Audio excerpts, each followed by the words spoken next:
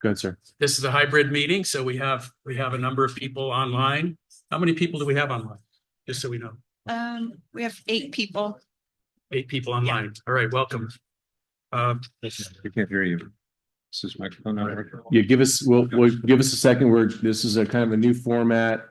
And we're trying to be economical, so we'll adjust things. So just bear with us for just a second here.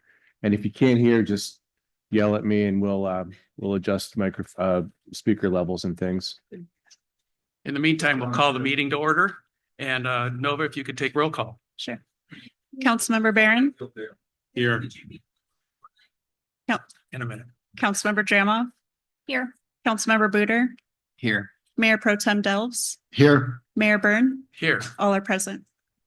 So again, the audience just said they couldn't hear some of the microphones. So I think it'll be important to just, kind of just like in chambers, right? Stay on top of them pretty good. And then when we do get speakers, it'll be important, obviously, to get close to the microphone as well. So thank you, Mr. Mayor. Would you like me to launch, sir? I would. We have one order of business today. And yes, sir. Kick it off to you. Great. And they didn't give me a chair today, so I'll be standing for the next 5 hours, which I'm happy to do, of course, at your pleasure. No, it's okay. It's serious.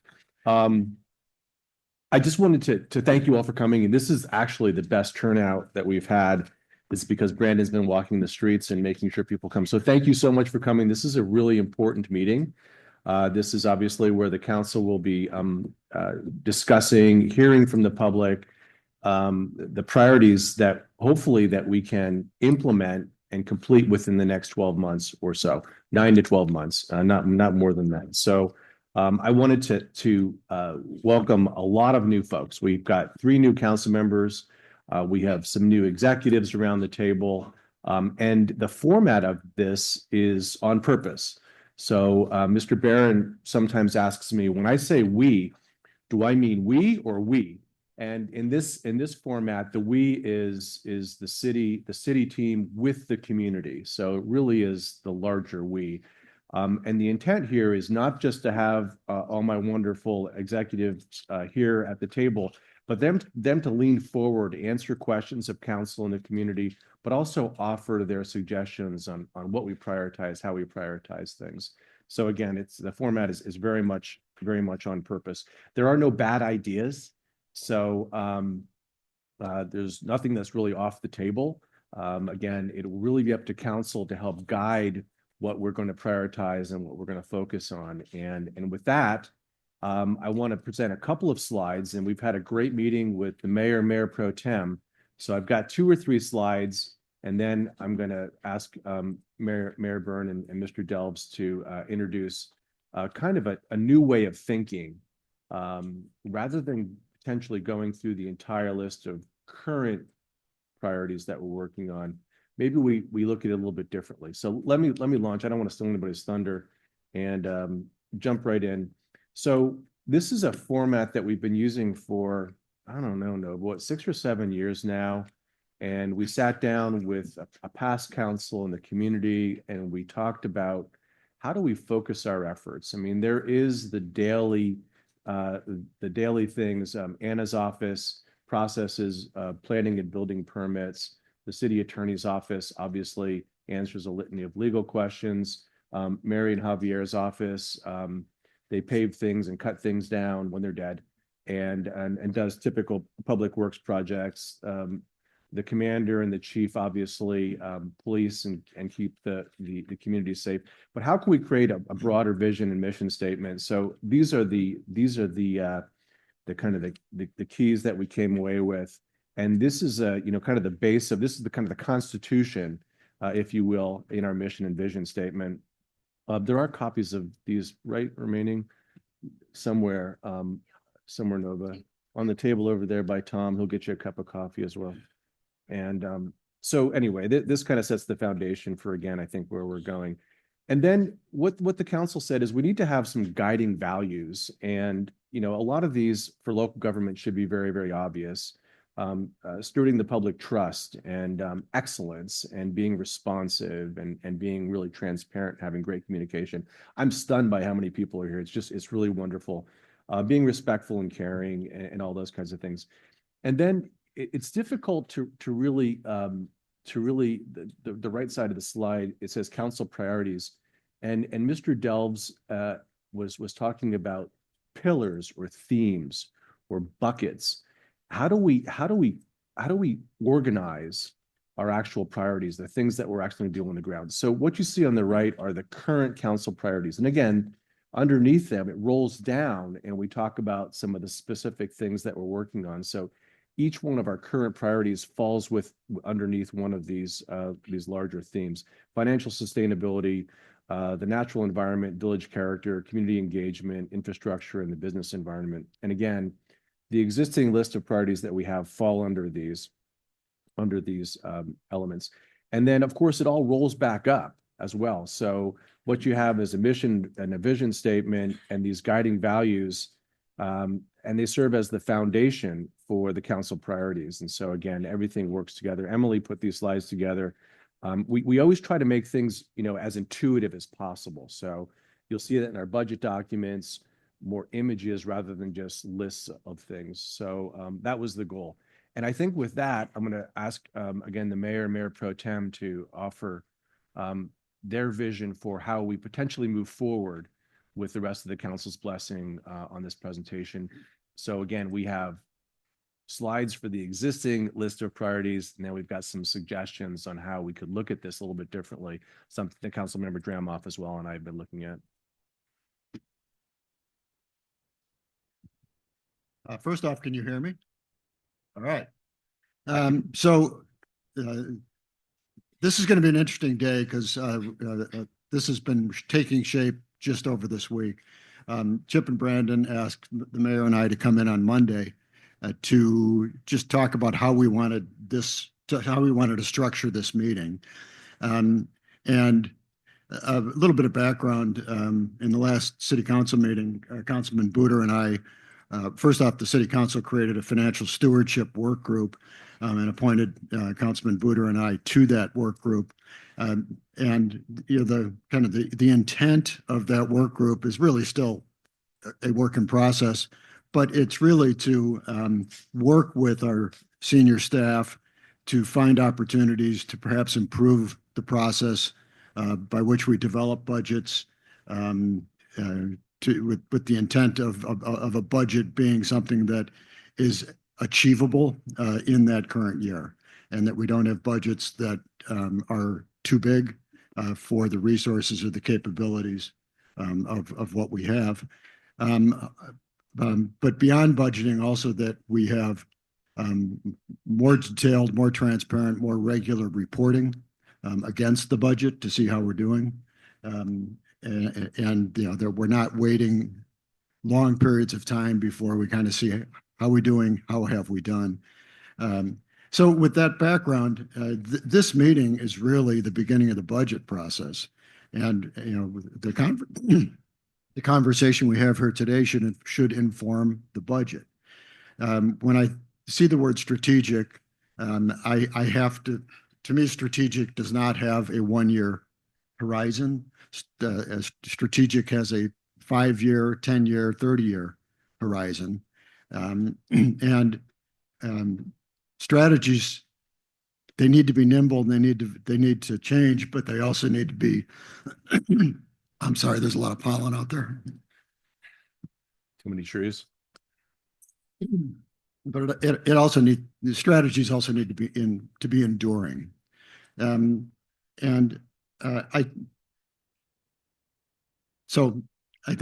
just say that strategies need to be not just informing the upcoming budget, they need to be informing the next 5 to 10 budgets so that we can have consistency and continuity.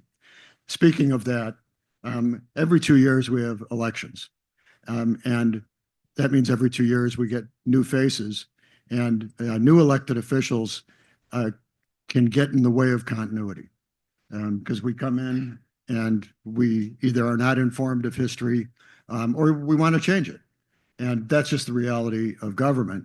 The people here on this dais, this is sort of the variable form of government. The more enduring form of government is our staff. So our staff is here every single day and every single year, year to year. And what occurred to me is that it would be really helpful to ask our senior staff what they think our priorities should be, and start with that and let us react to that. Because I think the outcome of that is going to be better alignment between the city council and the staff and the public, to see that. So that's kind of what I threw out to staff, and they have scrambled like crazy for the last 3 days to perhaps create a different process today. And this is going to be a little bit of jazz. Riffing was the word Brandon used. So I'll leave. Did I get that, Brandon? All right. Yes, sir. Everything you do is correct because you're a city council member. How's that? You got it. Which brings up a point. Behind the scenes, which we do have, all of us have behind the scenes meetings, at least 1 hour a week with city leadership. Chip and Chief Tomasi and I were on stage.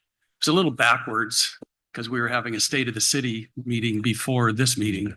And I happen to say that I've never been in city government before sitting up here, and sitting on the stage by myself. I felt really naked. I didn't have my team with me, and we have become a team. And so it's wonderful to be up here with all of them again today. One of the things I've been noticing is, to some extent, can I call you Chip? I don't have to call you Yes, sir. administrator. Of course. Let's be informal today if we can. I guess I'm in charge. I can say that. I'm not going to call you Dale though. And that goes for all of you too in the audience. I've been noticing that to some extent, Chip and Brandon are sitting around waiting for us to tell them what to do. And that's how this conversation started. And maybe that's because over the last 10 years that Chip's been here, that's what he's been asked to do. I think and I know that Mayor Pro Tem Delves have a slightly different opinion, and I'm not sure what our council members think because we don't have meetings separately. But I think it might be time to try a different approach, and that's what Bob was just going through. Is we have an incredible staff and lots of experience with our other leaders, and maybe it's time for them to start enlightening the council on what they see as the important things to do, because they're going to have to execute it. And they also know what they can and can't execute. So that's sort of what started this discussion. Over the last few months, I've been really digging into AI and how it could help us. And there's some people that I know that have been digging behind the scenes. Now, Brandon and Joel Staker, who, by the way, is excellent. How many of you know Joel?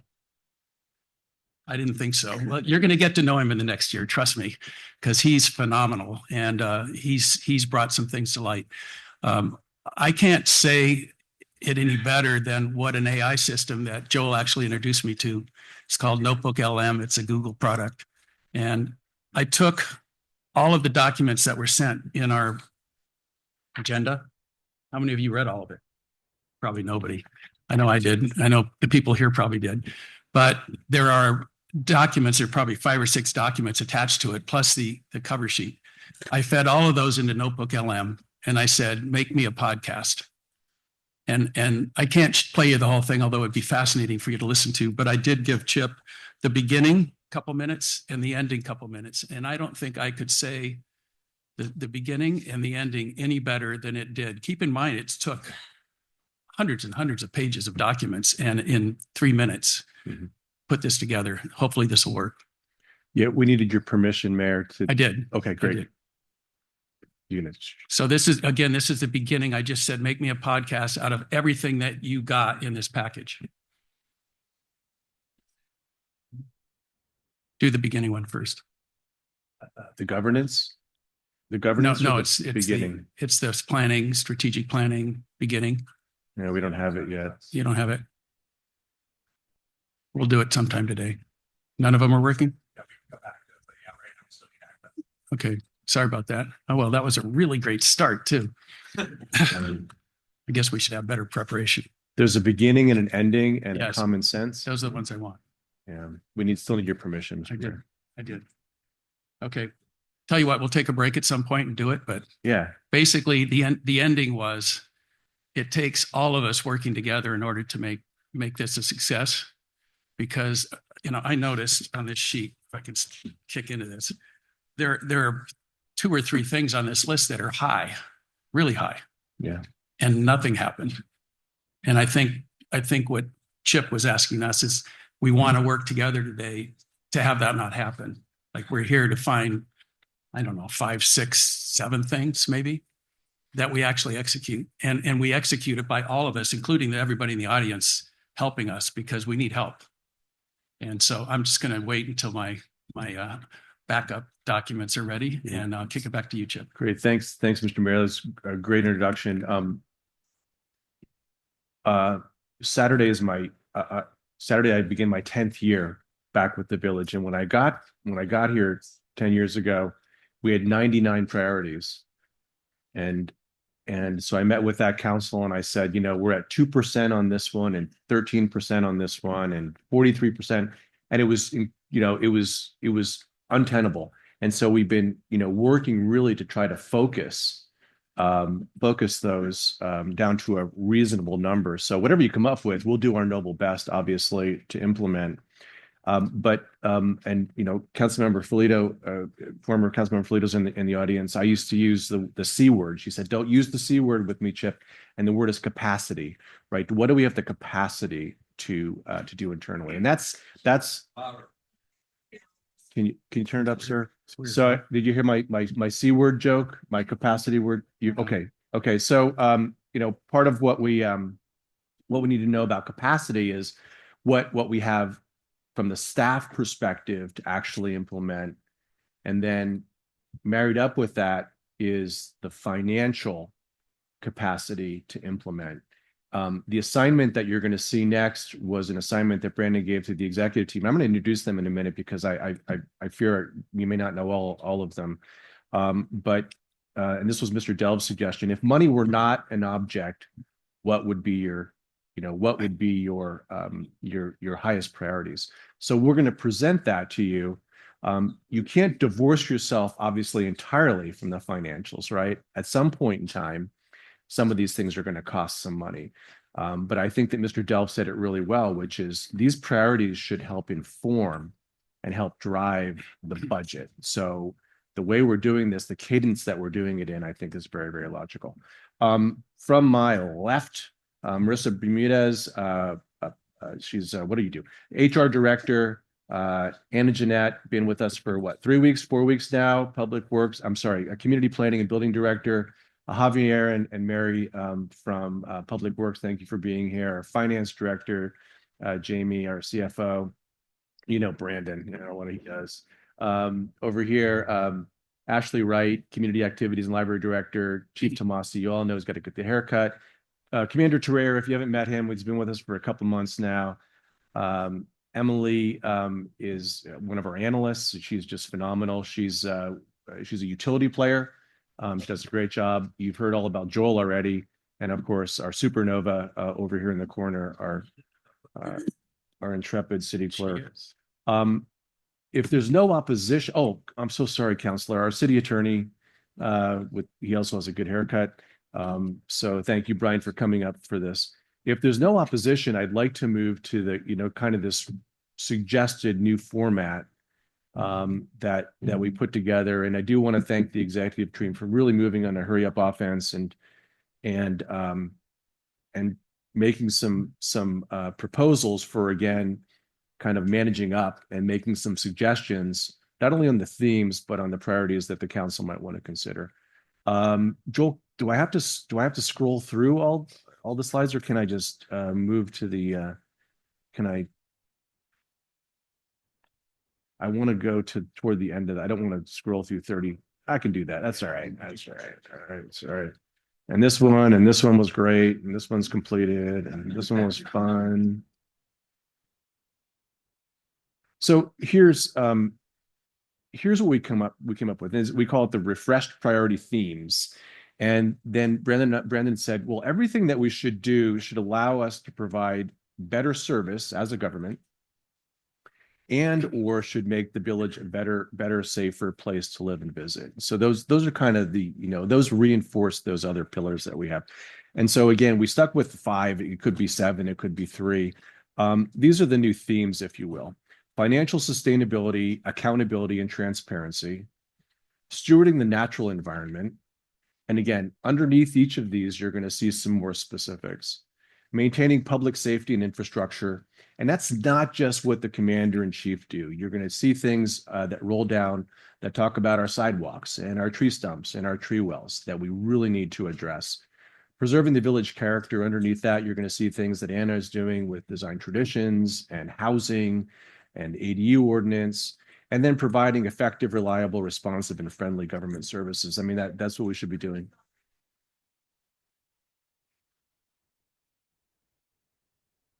It's hard to believe. The speaker's not working. Here he comes. All right. Normally, we spend a lot of time ahead of time. Is it plugged in? Oh, look at the plug's coming out. See? That could explain it. How's that? Can you hear me any better now?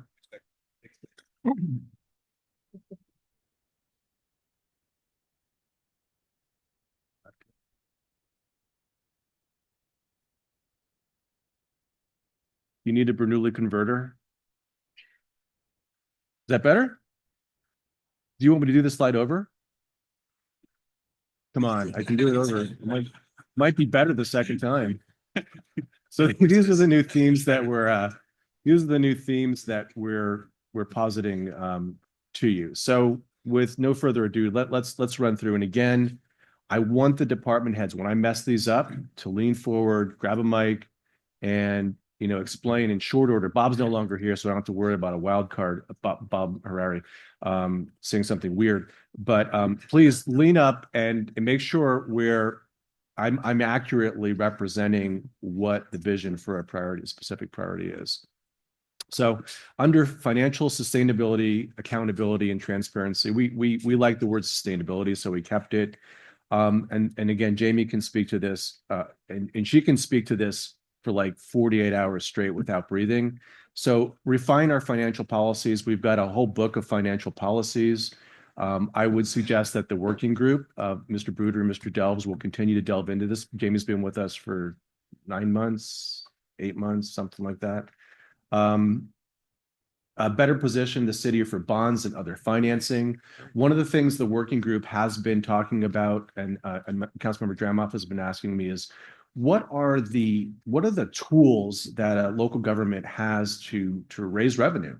It's much more limited than in the private sector. So, one of the things that we've talked about is having a public meeting to make that presentation. There's parcel taxes and there's sales taxes and there's transit occupancy taxes for us, but the quiver is much smaller.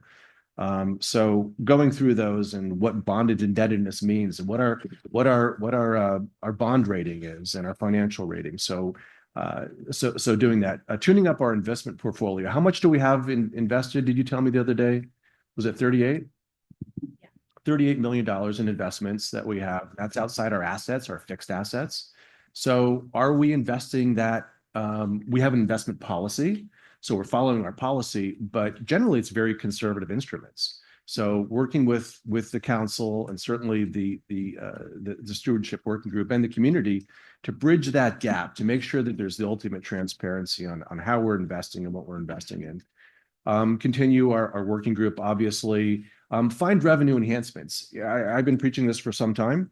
The fact of the matter is that we will present a budget to the council in the next several months that will show that our big 3 revenue sources, property tax, real property tax, sales tax, and transit occupancy tax will go. They're like, I keep saying, it's like a utility stock. They're going to creep up between 3 and 5%. We're not going to see windfalls of 10 or 12 or 15% of these. So our revenues are creeping up. Unfortunately, for a variety of reasons, our expenditures are creeping up much more quickly.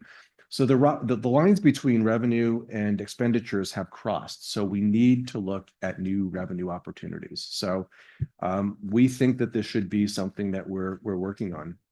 And then something that we need to look at as well is Joel's done a great job at keeping us into at least the last century regarding hardware and software. We need to look at a new HR and payroll system. The last slide you're going to see, and the mayor said, I want you to, we need to do this. We need to just do this. So the last list is you're going to see things that I don't think we need council blessing on that we can do administratively. So there'll be a long list of things that we're going to take care of or that you'll be seeing as part of the budget process. But some of these are, again, really things that I want your blessing on. We want your blessing on, and we want to go forward with. Stewarding the natural environment, we have a member of Forest and Beach and ex-members of Forest and Beach here in the audience today. We have the Forest, Parks and Beach Commission. And what often happens that I've found over my tenure is you get people who have passion points. You have someone who's very, very passionate about the beach. They're passionate about the forest and the parks, but maybe a little bit less so. So what we're trying to find is we're trying to find who are people who have kind of dual equity within those three areas. So we need to deal with our beach infrastructure, our sand ramps, our revetments, our staircases, our outfalls. This really needs to be something that needs to be done. We have a beach management plan. We have been a little bit neglectful about investing in that infrastructure. Why? Not because we didn't want to, but again, we didn't have enough money to do everything we wanted to do. And as Mr. Delv said, councils change. So council priorities change on a relatively regular basis as well. So when I got back here on my second offense in 2016, we just finished the first phase of the Forest Theater. A beautiful, wonderful project. And I approached that council, and the new council said that actually Councilmember Breach just walked in, and we were ready to move on to phase 2, which is what we call the West Pathway, to get permanent restrooms, move the concession stand. And I said, well, we're ready to move forward. And the new council said, no offense, Chip, but that was the last council's project. We want to do something new. So that's why we've never moved on to phase 2. So it's not right, wrong, or indifferent. It's just the fact of the matter. We never moved on. But anyhow, some of these things we really need to address now. Beach infrastructure is one of them. That's why it comes under this pillar. And then wildfire mitigation and prevention, again, Chief Tomasi and Chief Miller and Mary and Justin presented on what is our wildfire risk and how can we address it. My wife called me yesterday. Where she lives in Calistoga is now in the high fire severity zone in Napa County. We're going to get our map next month to see how much more of our village is in that zone. So new CAL FIRE maps that they're rolling out by county. There's areas of the state, but it's something we really need to address. I know Forest and Beach has been working on it used to be called the Urban Forest Management Plan, the URF, and I think we changed the title to the Carmel Forest Management Plan. But again, that's something we need to punch through. What does our forest look like with climate adaptation, climate change, and what are the trees of the future and the like? This is, I think, the longest list we have, Brandon, maintaining public safety and infrastructure. And again, we got a lot of this from Mary and Javier and other, conducting an assessment of all buildings and get a current, what is the current status? How much is our exposure from the building infrastructure standpoint? And doing the same, this is really important. And, the mayor and I talk about this, we peck away at some of these things. So we get some money for sidewalk infrastructure on an annual basis. So what the mayor said to me is, Chip, I want to know what our entire exposure is. I want to know what it's going to take to fix all the sidewalk defects and fill all the tree wells and do all the curb and gutter. So it's a safer city. So I really suggest that this is really kind of a high priority project. We don't want people, I don't want to say it too loudly, we don't get a lot of tort litigation, but we need to address this. So what is our exposure? So I'd really hope that you'd embrace this one, council. The other one, which I've been preaching, and I know Chief Tomasi, thank you for coming back after I bought you a nice lunch several years ago. We need to figure out what we're doing with the public works and police building. I know we've made some progress on that, and I think we finally nailed down a date for the next meeting. I think it's like a month from today. I think it's the 27th of March. So hopefully we can continue to make some progress on that. Complete the ambulance merger with Monterey Fire. Council, you do have an item on your council on your closed session agenda for Monday. And so the city attorney will send out the proposal that we received from the city of Monterey. Get your direction on that. That one is in the booklet. It's 75% done. We're very, very close on that. And that really will make the community safer because we're going to have more paramedics on our fire engines as well as our ambulance. Implement a parking and traffic management program. Chief Tomasi offered this item. We really need to kind of address this. He's not suggesting paid parking necessarily. But again, we need to come up with a program for this. Joel, I mean, this was fascinating, you know, so we don't actually own the conduit through which wires to city buildings traverse. So having our own system would be something that would be helpful for us. Formalize a street address program. So this is something, again, we've been kicking around for several years. I think Mr. Booter asked me, you know, about this recently. This was offered by the city attorney. He asked that we that we get some direction from you. Right now, the current direction that we have is that we're scheduled to add an item to a non-binding. It's not an initiative; it's a ballot measure. Thank you, advisory vote. I'm looking at Nova, but she's playing poker or something over there. Advisory vote this November. A lot more expensive because it's a special election. So, I mean, next year, which is a regular election, should be less expensive, but that was the direction. So that's the direction that we're currently working on. And then develop a formal IT strategy plan. I mean, this is like an IT audit that the mayor and Joel have been working on for some time. Is it problematic when I move around? Okay, thanks. Preserving village character. This is yes, sir. Can I ask a question? Of course. I'm sorry, I don't have a copy of the slides. Could you go back 2 slides? So stewarding the natural environment, wildfire mitigation and prevention. To me, that line belongs on the next slide. I'm not sure that, you know, wildfire mitigation and prevention belongs on the public safety slide, not on the natural environment slide. Brandon and I talked about. And the thing, if you go back to slide again, the complete urban forest management plan, that belongs on this slide. But wildfire mitigation and prevention belongs on the next slide. So I don't view it from the lens of natural environment. I view it from the lens of public safety. I think that that's a fair comment. I think that it could actually land on both because our thinking on this was that the urban forest management plan, which I agree falls under stewarding the natural environment, needs to be made sure to be consistent with our community wildfire prevention program, that CWPP. So that's part of this here is stewarding the natural environment in a way through our urban forest management plan that recognizes that wildfire is an issue. So I think we could certainly put it on both slides, but that was the intention. Well, I think there are a couple other things on the priority list, you know, as we sort of go through, you know, I've been obviously doing this for a lot of years, and if you go through this list, some of these things on this list have like multiple components.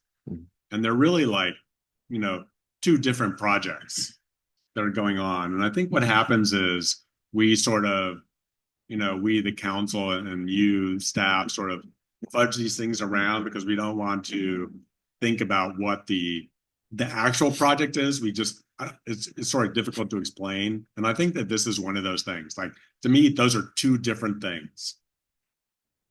And you know, there needs to be, you know, again, you know, I don't need to. The nice thing was Mr. Delbs, who's a taskmaster. He's hardcore.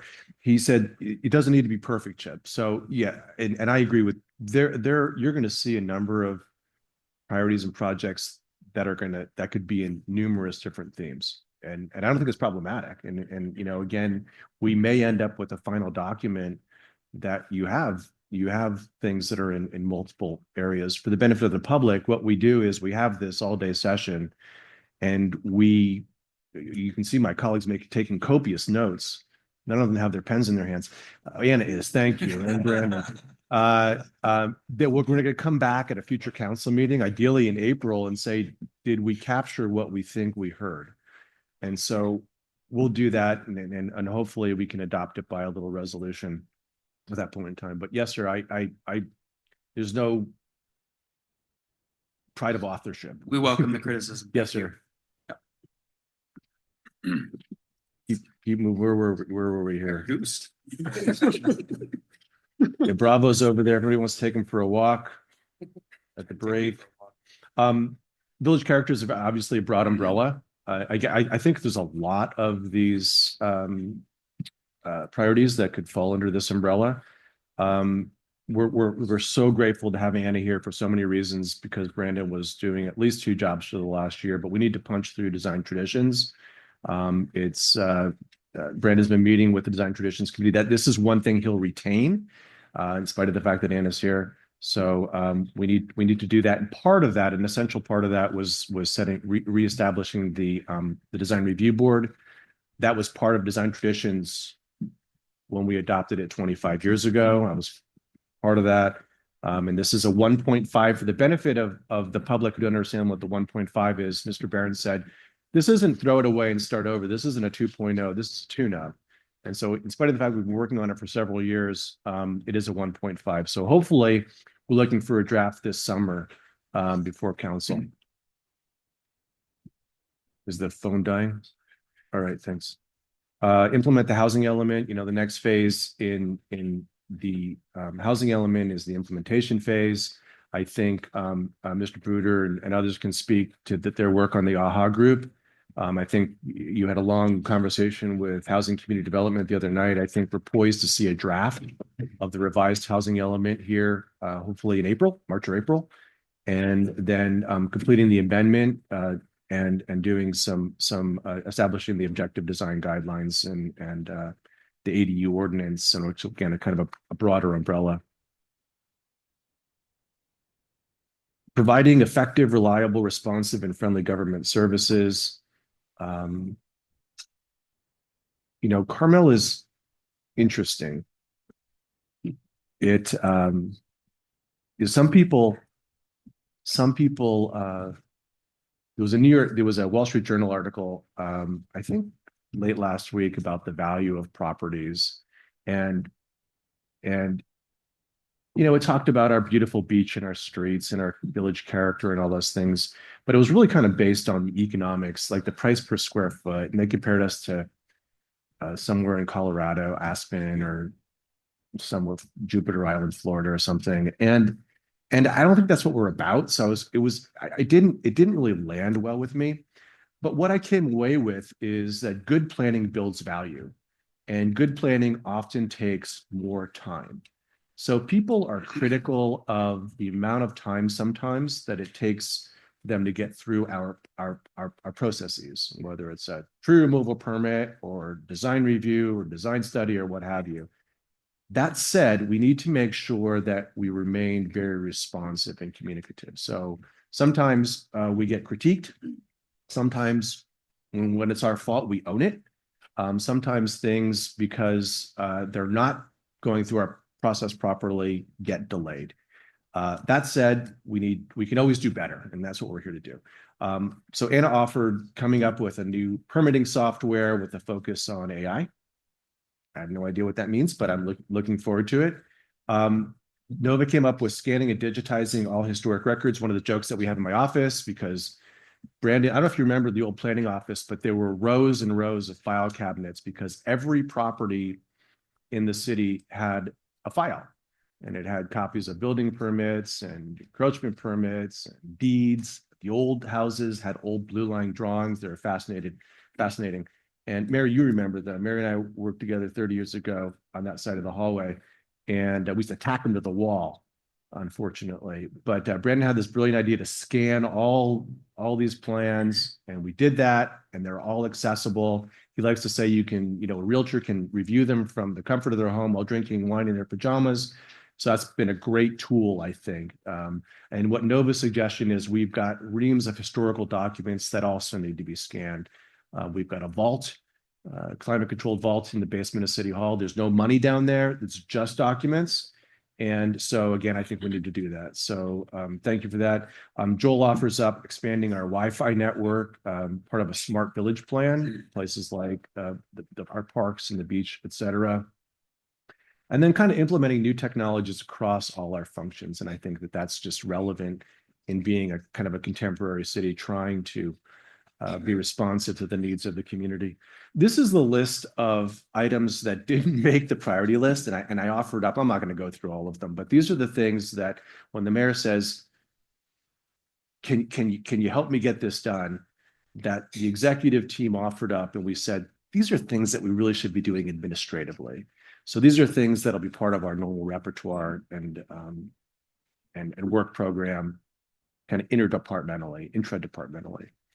So But can I just add just to that? Sure, So the sure. exercise though was, if you'll see, there's at the end of each of these, there's a parentheses that has a title.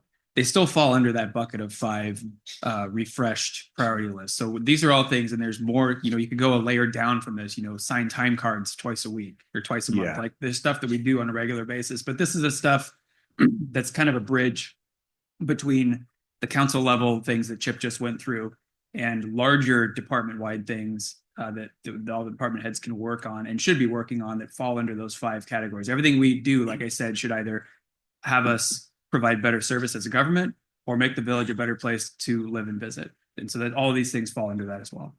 Can I make a quick comment? Is my mic on? Hello, can you hear me? Yeah. Okay.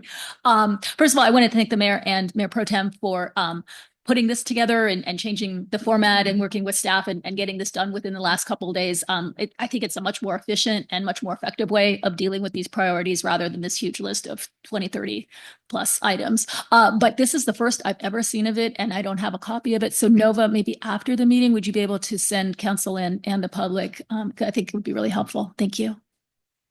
Yeah, yes, ma'am. We can certainly do that. Some of the things that we're proposing to retain. I mean, the PD project, the agreement with the Carmel Public Library Foundation for the remodel of the Harrison Memorial Library. Some things we're working on, right? We're working on a potential relationship with the Carmel Area Wastewater District for the Bridge to Everywhere project.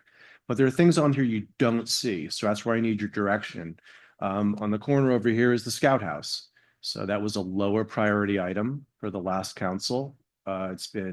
It's secure. It's not leaking. It's not rotting away. What should that be a priority right now, or should we continue to? In the agenda report, Brandon used the word put items in the parking lot. They're not gone. They're not out of our collective thought, but they're not things that we're working on as priority right now. The other big one, I had the pleasure, I go to Flanders Mansion probably twice a month with residents who want to see it, but you don't see Flanders on here. Again, Flanders is secure. It's probably, Emily, how much capacity would it take to get a decision before council? 500 hours, 600 hours. It's a big undertaking. We don't think at this point in time it rises to the level to be a priority. So that's why you don't see it on there. But again, as Mr. Delv asked, take a shot at this, and we'll do what you want to do. So, if I may, Mayor, any of my colleagues, did I miss anything? Did I forget anything? Like you did great, Chip. I just wanted to let the council know I just emailed this version because I'd emailed it this morning. So you all have it, and I'm going to message and have somebody work on printing it today and bring it over, this new version. Thank you. So I have that. Thank you, Big. Thank you. Yeah.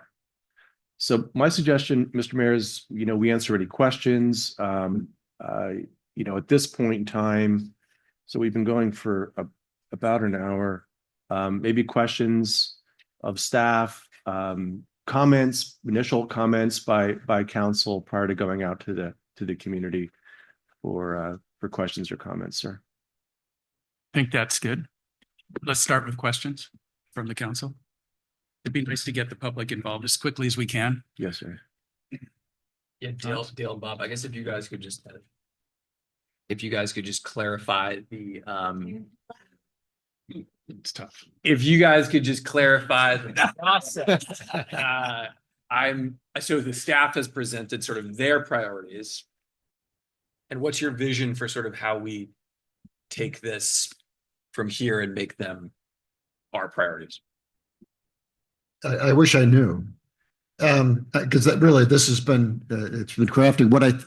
Now that I've seen this, because I'm seeing it for the first time too, Hans, I think we just need feedback starting with us kind of on, are these the right five groupings those are sort of strategic themes. And then I think we probably need to take the time to go through what you've proposed for each one and get a reaction. So I think this might be a sort of a give and take with council on your five different slides. Just to see if we're supportive of the direction you're taking here. And then I think then obviously we get to the public. But I think I'd ask a lot of the same questions from the public because I'm sure a lot of people are here to speak about specific things, and that's great. But I think we would welcome feedback of, do you find this different? Do you find this understandable? And is it a good way to structure this process and to structure our priorities? Dale, do you have a? Yeah, well, one of the challenges with this entire process, and I think I'm the only person, Chip, that's been here the last 5 years. The first year I was the only person here. First year, you were the only. I was the only person here, and he started off saying, "Well, Mr. Burns here, and nobody else." I was here. But from the public. That's a guy I got. Yeah. So he was here. He witnessed it. Every year I go through all the process and then the budget, and it's just a back and forth. And I never feel like I really understood what just happened to us. And I'm hoping that this year we will get done with the budget process and we see what we're about to do. And we all understand what we're committing to, and that and it is all of us committed to doing it, because in some cases we might have to raise some money from the people sitting in the audience. So I think I like the idea of Bob Pereira's last day. I met with him and I said, "Bob, if you had $100 million, what would you do?" And he was speechless for like 5 minutes. He'd never thought that way. And Chip brought that up earlier. That's a miracle, Bob. It's an interesting, but it's something we need to do as a city. Like, if we had unlimited amounts of money, what would we do first? Because you can't do everything at once. Right. And I personally believe, and I'm just one person out of the five here, that there are some things, and one of them is the sidewalk issue, that we're a tourist destination. We've created, there was a speaker at the Women's Club. How many people were there when you saw the professor? And it shocked everybody. But what he said is, I've just moved into the area. He lives at Del Mason. I met with him yesterday. He said, I've watched, and for over 100 years, this community has been dedicated to preserving its character of what it was in 1906. And after over 100 years of trying really hard to preserve it, you've become a tourist-driven shopping mall. And it shocked everybody in the audience, but you had to listen to what he was saying. And so as a broad overview, like, is that what we really want for this town? But, there are tens of thousands of people coming here on weekends. Sometimes you can't drive your car downtown. You can't walk. There's so many people. And part of what we have to do is to make the city safe, because there are situations which just aren't good, and I don't really want to get into it. But so, I mean, setting priorities and attacking things, not just talking about them, I think is what I'm after in this meeting. And we have the capability to do it, and we have the money to do some of it. It's just a matter of timing and actions, and or doing fundraising. We have a group that's raising $15 million to remodel our library. We would never have put that on the list. Would that have been on the list, Chip, if they weren't bringing the money to us? No, sir. No, it wouldn't. I mean, our obligation is to help maintain the library, but we couldn't even, put new carpet and paint it a couple of years ago. So this is So part of the process is to take the blinders off and take the limits off and say, what could we do if we had more funds? Because TOT can go up, right? I know, Sure. Councilperson Jeff, I'm sorry. Jeff, I don't see him very often. Jeff has brought up some really good points to me that I had never thought of. Part of it involves being a charter city, which isn't on the list yet. But we can do a lot if we focus on it. And by the way, I just want to thank you. I thought you did a tremendous job presenting that, given the limited time that you had. Thank you. And I'm pretty proud of the fact that you did that. So Mr. Mayor, if I could Yes. interrupt you, sir, I'm Yeah. so sorry. So one of the things for everyone's benefit that a couple years ago we had our capital projects on our priority list as well. I'm so sorry for interrupting you. no, that's sir. okay. You're But the getting to council- one of my points. The council said, yeah, let's peel those off. That's part of Mary and Javier's typical workload. Now, again, we have to worry about the C word, right? We need to worry about capacity. Because if you have all this capital work and then you have on top of it a whole bunch of priority work. So we need to be conscious of that. That said, I don't have any opposition to creating a priority to fix all of the sidewalks, curb and gutter to make them safe. That's kind of, that's the goal, right? And then underneath that, the implementation is actually creating a capital improvement project with funding to Yes. help implement it. Yeah. So, a lot of these things have multiple steps within them. But I like that we peeled away the CIP, and the council and the community seems to be conscious of the fact that, again, we don't unfortunately have $100 million at this point in time. But there were, I didn't see sidewalks on anything. Yeah, it was here, sir. It was buried there. Oh, on yours, yes. I'm saying through all these documents. Oh, right. That is one of the disconnects. Yeah. We have the CIP, we have the budget, we have this process, Yeah. this spreadsheet. And I think it would be nice to get through this year. And I really wonderful having Bob and Hans behind the scenes working on that sort of thing, is integrating this so that the public and the council can see all those things in one place. So we really see what we're trying to do. So I was going to go back to the kind of process questions that I had. And one comment, first of all, I think you guys did a great job. It sounds like you didn't have a ton of time to get it together. And I actually think it's pretty well done. But I do find that kind of the thematic grouping, I think it can kind of obscure the prioritization somewhat. And so there's no prioritization across groups, right? No, And sir. so I think what I would prefer is kind of an ordinal ranking of priorities. So I know, is the number one priority in the, preserving village character? Like, does that trump the number one priority in maintaining public safety? I think that those are actually really important questions. My understanding from the past process was things were either high priority or low priority. And, that's fine. But I actually think like a ranked order could be helpful. And there's lots of ways you could imagine doing that. You could imagine like putting a survey out to the community and having, getting some aggregated data from them and seeing what they care about. You could imagine having all of us take the 25 items and rank those and kind of score them. But I think having multiple categories can be confusing. And then even if we got it down to just, hey, here are the priorities, I think kind of ranking to know like what are our like true top priorities, I think matters. And there could be other ways to divide it. And I'm really open to thinking about that. One thing, I spoke a little bit about this with Councilmember Barron, and one of the ideas that, we were kind of coming up with was, what are things that are sort of like required? We're definitely going to do these things come hell or high water, versus things that you do with kind of residual resources, right? So we were like, maybe there's 3 buckets. Maybe it's required, residual resources, and parking lot,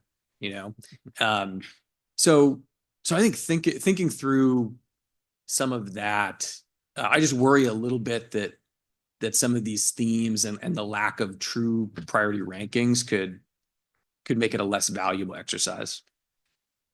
Yeah, we did the sticker thing one year with the council, and I think the executive team took part as well. But again, we only had one member of the public here, so it wasn't, scientific, because it wasn't nearly scientific, but because we didn't have a lot of input from the community. So the council members themselves were in that capacity as speaking on behalf of their own individual constituencies. Okay. So thank you, Dale and Bob, for doing this. I think this is I think this sort of format of putting the priorities into these buckets, Hans's remarks notwithstanding, I think putting these priorities into these buckets is a way to figure out if we're doing like what we're supposed to be doing. Like, look, that bucket's empty. Like this, I think that this is an important way to. I think this is an important way to move forward, and so thank you for suggesting that. The two things, my two comments would be: one, if we're going to do that, I think we should go over these 5 things. Like, I think that one of the most important parts of doing this way is making sure that those are the right 5 things. And I was looking, Chip, at the beginning of, your vision statement and your mission statement and your values and your priorities. Like, those were set by us. Like, I sat in this room, 5 years ago, and we hashed out like these 15 words under this vision statement. I mean, we hashed those things out for 45 minutes, that one thing. And I would like to make sure that we, if this is what we're going to do, this refresh priority things, I think the vision statement and the mission statement, I think the idea of having them are good. Like, I don't want to say that that's what I would do now. That's what we as a council did 5 years ago, but I think it's worth looking at them to get to this 5-item list. To get to those buckets, to make sure that those buckets correspond with the things that are listed under these values. And the second thing is, my question for you is, we have a list of sort of what Hans was saying about, we have this list of 26 things, 24, I can't even remember, 24 things. And my question to you, Chip, is as you put these priority themes together, Hans is talking about things getting lost. Did you take a stab at putting these 24 things into these 5 buckets and see, I understand that they're not, that maybe they're not exactly right, or maybe they're not the priorities, but this is a good list. I mean, it may not be organized, but it is a list that has sort of evolved over the course of years as where we are. And before we just, and I'm not hearing you suggest that we throw out this list of 24 things, but have those things been put into those 5 buckets to see like if the buckets are right? Like, and the example, and I'm not bringing this up, the example is addresses. And I'm not bringing this up because, I'm bringing this up because I'm not sure where that goes into that list of 5 things, or whether we're just going to delete it, which obviously I hope we don't. But where does it go? Like, I'm looking, does it go into providing effective, reliable, responsive, friendly government services? Is that what addresses is? Does there need to be a 6th bucket, which is making people's lives easier, the people that choose to live here, the shrinking number of people that need to live here? Like, how do these 24 things that we have fit into those buckets? And would that require us to sort of change some of the words on those 5 buckets? I think, thank you, sir. I think that, I mean, you can certainly change the words in those buckets to make them more broad or more narrow. I mean, again, this was, 8:16 last night. Again, the bucket, this is a great idea. Like, I don't mean to detract from that. No, I'm not. No, sir. Yeah, there's again no pride of ownership. So again, if you think they need to be expanded or narrowed, we can certainly do that. I think it would be a really good exercise to look not at the entire list that you have of existing priorities, but at the high priorities. Because again, I think what you'll find is a lot of them are on the finish line, and it wouldn't make any sense to stop them now. But I think you'll see a lot that have also that are naturally going to come over and fall into one of these buckets and get completed. I think that, and again, the city attorney offered up street addresses. I think that would come under public safety. I think that would be, the logical theme for that one to fall over, but I'm not married to any priority falling into one theme. Yeah, I just want to make sure splitting that the buckets are set up right. Like, we have a good foundation. Like, if everything's gonna be built on top of this foundation of these 5 buckets, then let's make sure the buckets are right. so that the building that we build on top of them is sturdy and includes all, like the police station, like the building of our priority list needs to include all the rooms that we need to move the government forward. If I could, there is a column in the spreadsheet, strategic priority category, Yes, sir. and addresses is actually a natural environment village character. And maybe that's not, I see it more as public safety. So I think the people in the audience are going to agree because we've been getting lots of emails on this subject. So if I could offer just some thoughts on that, because, obviously Chip and I were working really hard this last day with the senior staff. So we've been thinking about this a lot. When we came up with these 5 refreshed priority themes, they weren't a complete departure from what existed already. These strategic priority categories that are on this list were created by the council. These are more, and we use the term refreshed intentionally because after speaking with Mayor Pro Tem Delves, these priorities need to be more actionable. And that's what we tried to write these as more actionable buckets. So I would make the case that everything that's on the existing big spreadsheet that I'm holding up would have a place within these 5 buckets. And so that'd be one thing for the council to do, is to go through this list. I just did it while you were speaking, Councilmember Barron. 11 of the 24, so roughly half, are contained within this already. So in our senior staff and Chip and I, we felt 11 of the things on this list needed to be on the ultimate priority list right now. If there's more things on this big spreadsheet that council wanted to retain as a top priority, there is a bucket, I assure you, within these 5 that it would fit into.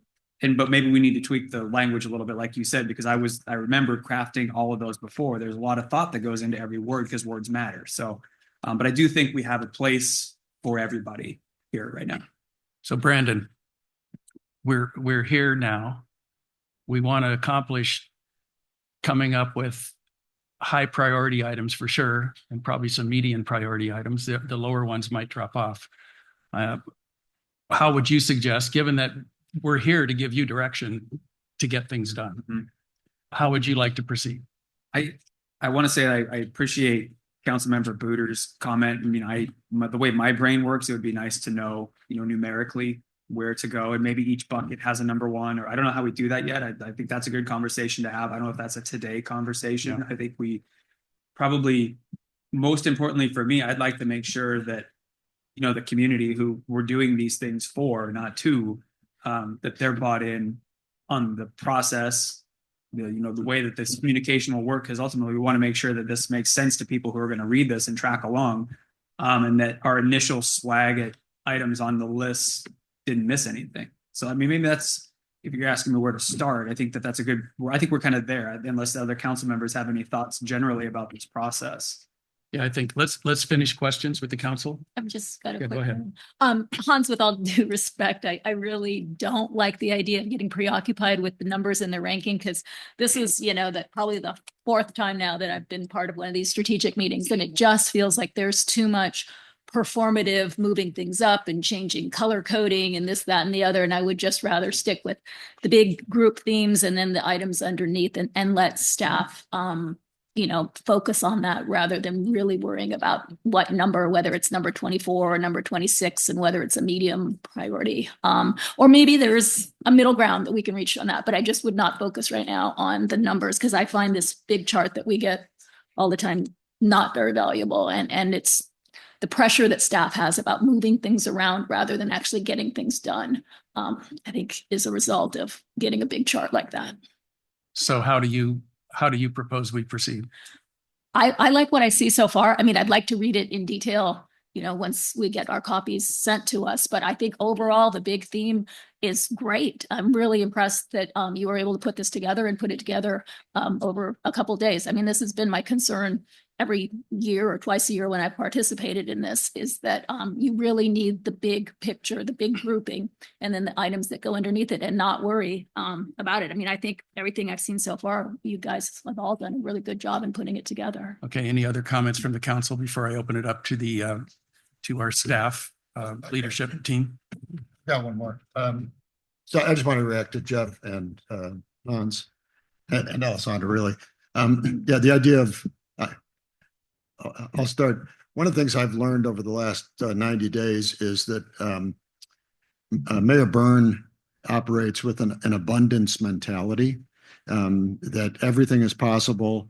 And, financial constraints are something we figure out after we figure out what we want to do. And I really appreciate that because it's freeing. In many ways, I am incapable of abundance thinking. I believe in an abundance of love and an abundance of happiness, but I don't believe in an abundance of money. And I think that part of what Councilman Buder and I are tasked with is basically taking this, which is an abundance document, which, that's what this is, but working with staff to apply the very real realities of our fiscal financial constraints. And in order to do that, prioritization has to take place at some point. I've been not preaching, I'm sorry, it's the wrong word. Working with staff to try and address things more sequentially, address fewer things in sequence than many things all at once. Because then you can say, I'm done. You can check things off. And the first thing for that to happen is prioritization. So whether that happens today or over the next 90 days, it's going to happen. Because the budget has to reflect reality. Like I said, we're a team, and we really are. I think Chip and Brandon have seen that pretty clearly in our meetings. I'd like to open it up to the staff before we take a break, and then we'll move to the public. Can I make one more comment? Oh yeah, absolutely. The only thing I would ask is, as we go down this list of 24 things, however many there are on there, those things have been put on the list over the course of like 5 years. Mm-hmm. And some of the things are going to get, Hans's idea of a parking lot, I'm appreciative of, but I would like to ask the council that over the course of this day that we touch on each of those things. I think the things are important. And I think even if we're going to move something to the parking lot, which I think is a fine idea, like to use one of Chip's examples, because I want to get myself in hot water, the Scout House. If we're at least going to do that, then we owe that project and the people that have supported that project over the course of the past years. I know there are a couple in the audience here. It feels like we owe the project itself the courtesy of dispensing with it like right up front. Like just to say, okay, it's just not going to be our priority. Let's just be upfront about it rather than like glossing over it. That's the only thing that I would. That would be great. That would be. I would thank you so much for that. Again, there are no bad ideas. There's no bad projects on here. But if there's something we don't have the capacity to deal with, or it's not a high priority, let's put it in the parking lot. But that could be put in a new category of optimizing city assets, and I don't know where that would fit on that list. Financial sustainability. Yeah, public safety, infrastructure, character. I mean, some of these are part of our character, the Scout House, Flanders, Forest Theater. Those are all part of our character, but wherever you want. Yeah. Or a category of optimizing the use of city assets, because we have some significant assets that are not as productive as they could be. And, all right. And I would say also that I don't see, I listened to Alessandra's comments and Hans's comments, and I don't see any daylight between them. Like, I don't, I think we all want the same thing. And I think that Hans is using one language to talk about how to prioritize the things at the top. And Alessandra is using a different language to prioritize how to get to the things at the top. Like, Hans might want to take all 24 things and have each of us have them have distinct numbers from 1 to 24 in terms of their priority. Like for me, that's a little bit too detail oriented. That's just me. But I think like like I like the way that, when Hans and I were talking about this, I like the language he used, like things that are required, things that are next, and everything else. And maybe that sort of bridges the gap between what Alessandra would like to see and what Hans was sort of talking about. So I don't really see any daylight there. Okay. Between those things. Ashley, you're a great process person and very organized and good communicator. Maybe you can help us out. So I do have one suggestion, Mayor, and that is, so I'm in the middle of working on a much smaller project, which is a strategic plan for the library. And that's a 3-year strategic plan. We've been doing this since mid-90s, I think, the library. It's more to do with policies and programmings and things like that.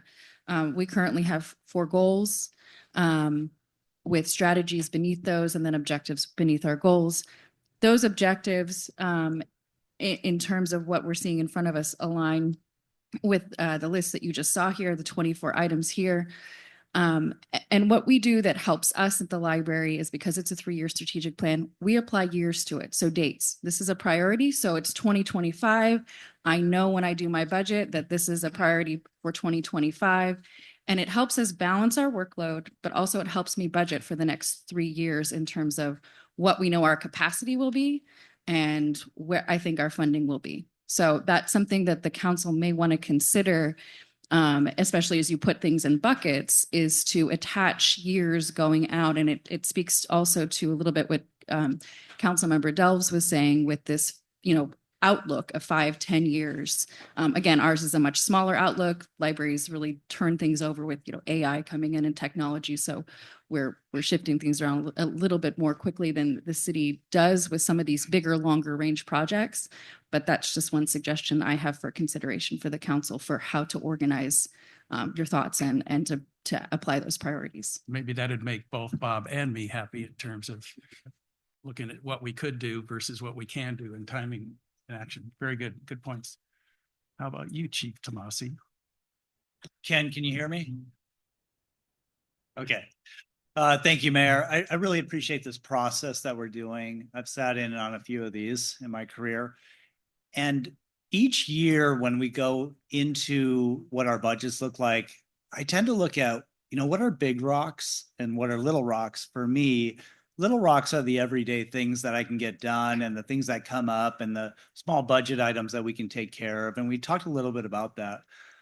But then we have big rocks that might be able to get done in a year. They might take 2 years, 3 years. And we work on strategic planning as well, like Ashley, to get those done. So I appreciate that. And I also agree that maybe attaching the timeline to these as how long we think they will take will really help, because what we end up doing is putting percentages on and nobody really knows where we really are on that. So I appreciate that. But when I developed this list this past week, I looked at my whiteboard of what I have on that board of things I want to get done. And they're things that I want to get done that enhance safety for the village and enhance the village. And it's things that I hear about from the complaints that come in or the issues that happen, or even through council meetings, what we hear. And I'm going to tell you the 3 items that I have are on this list that we already have as priorities. They need to be modified a little bit, but they're all attainable. It might be this year, it might be 2 years. So I really am encouraged by this process that we're doing, and I think we can get where we need to be. So I'm looking forward to it. And my only other point on this is, in previous years, we walk in here and we've already started the budget process, and all of the departments know what we need to get done. And we have those big rocks that we work on. And then we would walk out of this meeting going, whoa, our workload just tripled because the community and council has these other ideas. So I think this process brings it all together. And I really appreciate the fact that you get to hear what our priorities are. And hopefully they're the same as the community. And if they aren't, we can modify what we're doing and we can work with a little less stress perhaps on what we're trying to accomplish. So I appreciate that. That being said, there are some things that you need that it doesn't really matter what the public says, because you have to do it in order to deliver the product that you're delivering. Correct. Yeah. And I think public safety in your that's why case. this is important for the public to be a part of this and Yeah. council. Okay. What are your 3 items, Chief, just for the benefit of everyone? The 3 items on your whiteboard that are on the existing list, that are on the new list. Completing the ambulance merger, improving our parking enforcement for this city, and making safety and security improvements on the police department. Thank you. That's it. All right. Todd, you have any? I'm with him. Right answer. Thank you, Mayor. Emily. they don't get to hear from you often, and you're doing a lot. So tell us what you think. I think that this process is really helpful, and I think it's great that, directors are getting involved, and certainly directors and managers know the C word, the capacity that their staff has and what staff has on their plate. And I think sometimes with priorities, we can get excited, and trust me, staff gets energized about it too, but sometimes it comes down to staffing, whether we're trying to fill roles in HR, whether we're, trying to help hire for support positions, that all affects staff's ability to achieve these priorities. We definitely give it our best shot. But, I think it's good to put it in a bucket, and then that trust between council and directors, they're trying their best, and staff will try our best. Maybe that number one in that bucket may not be attainable that year, but certainly it will be on the list. So I think it's helpful. And again, with, I think, a little bit of, trust and coordination between council, staff, and the community, I think that this can be really successful. Yeah, I think it's important that at some point you have to be realistic about what we can do and or reach out for help. And I think that's one thing I've been talking with Chip about is don't limit yourself. If you need something, come and ask us for it. Don't sit back and wait for us to tell you need to do it, right? And I'm sure the public would agree with that. Joel? And Emily, I'm sure we're going to come back to you about addresses at some point in the near future here, like today. I know there are a lot of people in the audience that are going to talk about that. Thank you, Mayor. Council, I don't usually get a chance to speak to you guys, so I appreciate the opportunity. I'm really excited to see a couple of my items up on the board, and some of the stuff I've been advocating for a long time. And so this is a great process. And Thanks for I throwing thank me you under for the it. bus. That's great. Really nice. Appreciate that. All right, that's it. You're done, Joel. Cut him off. For giving me an opportunity to speak. I usually don't get to speak other than roll call, so this is interesting. So I agree what everybody said, so I won't repeat that. I think this is really positive. I like where we're going, and I can't remember who mentioned it, but whoever said that we should do like a community survey, I think that would be really helpful to do that soon, so we can kind of see where the public's at, especially I know a lot of people couldn't make it here today that wanted to. So I just want to make sure we're getting everybody's feedback, not just the people in the room, although I'm happy to see we have so many. Thank you. And by the way, Nova is great. Oh, I know. Every time we Supernova. walk into the office, she's a bright light and just makes you happy. And she does a lot. I've been talking to Chip about PR because we really don't have a PR agency, but it's not called PR in city government. It's called Public Information Officer, PIO. And Monterey has a full-time one or multiple. Yeah, they have like a 5-person that should staff. be something we put on this list, by the way, somehow, because right now Nova's doing that plus all these other jobs she does. But thank you. Are there any other people that want to say something? Yes.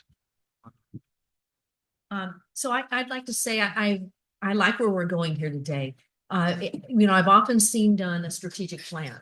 And the strategic plan takes the leadership group and has a goal setting at the board of directors level. Then they go back and they go out to the staff, and the staff comes up with action item lists.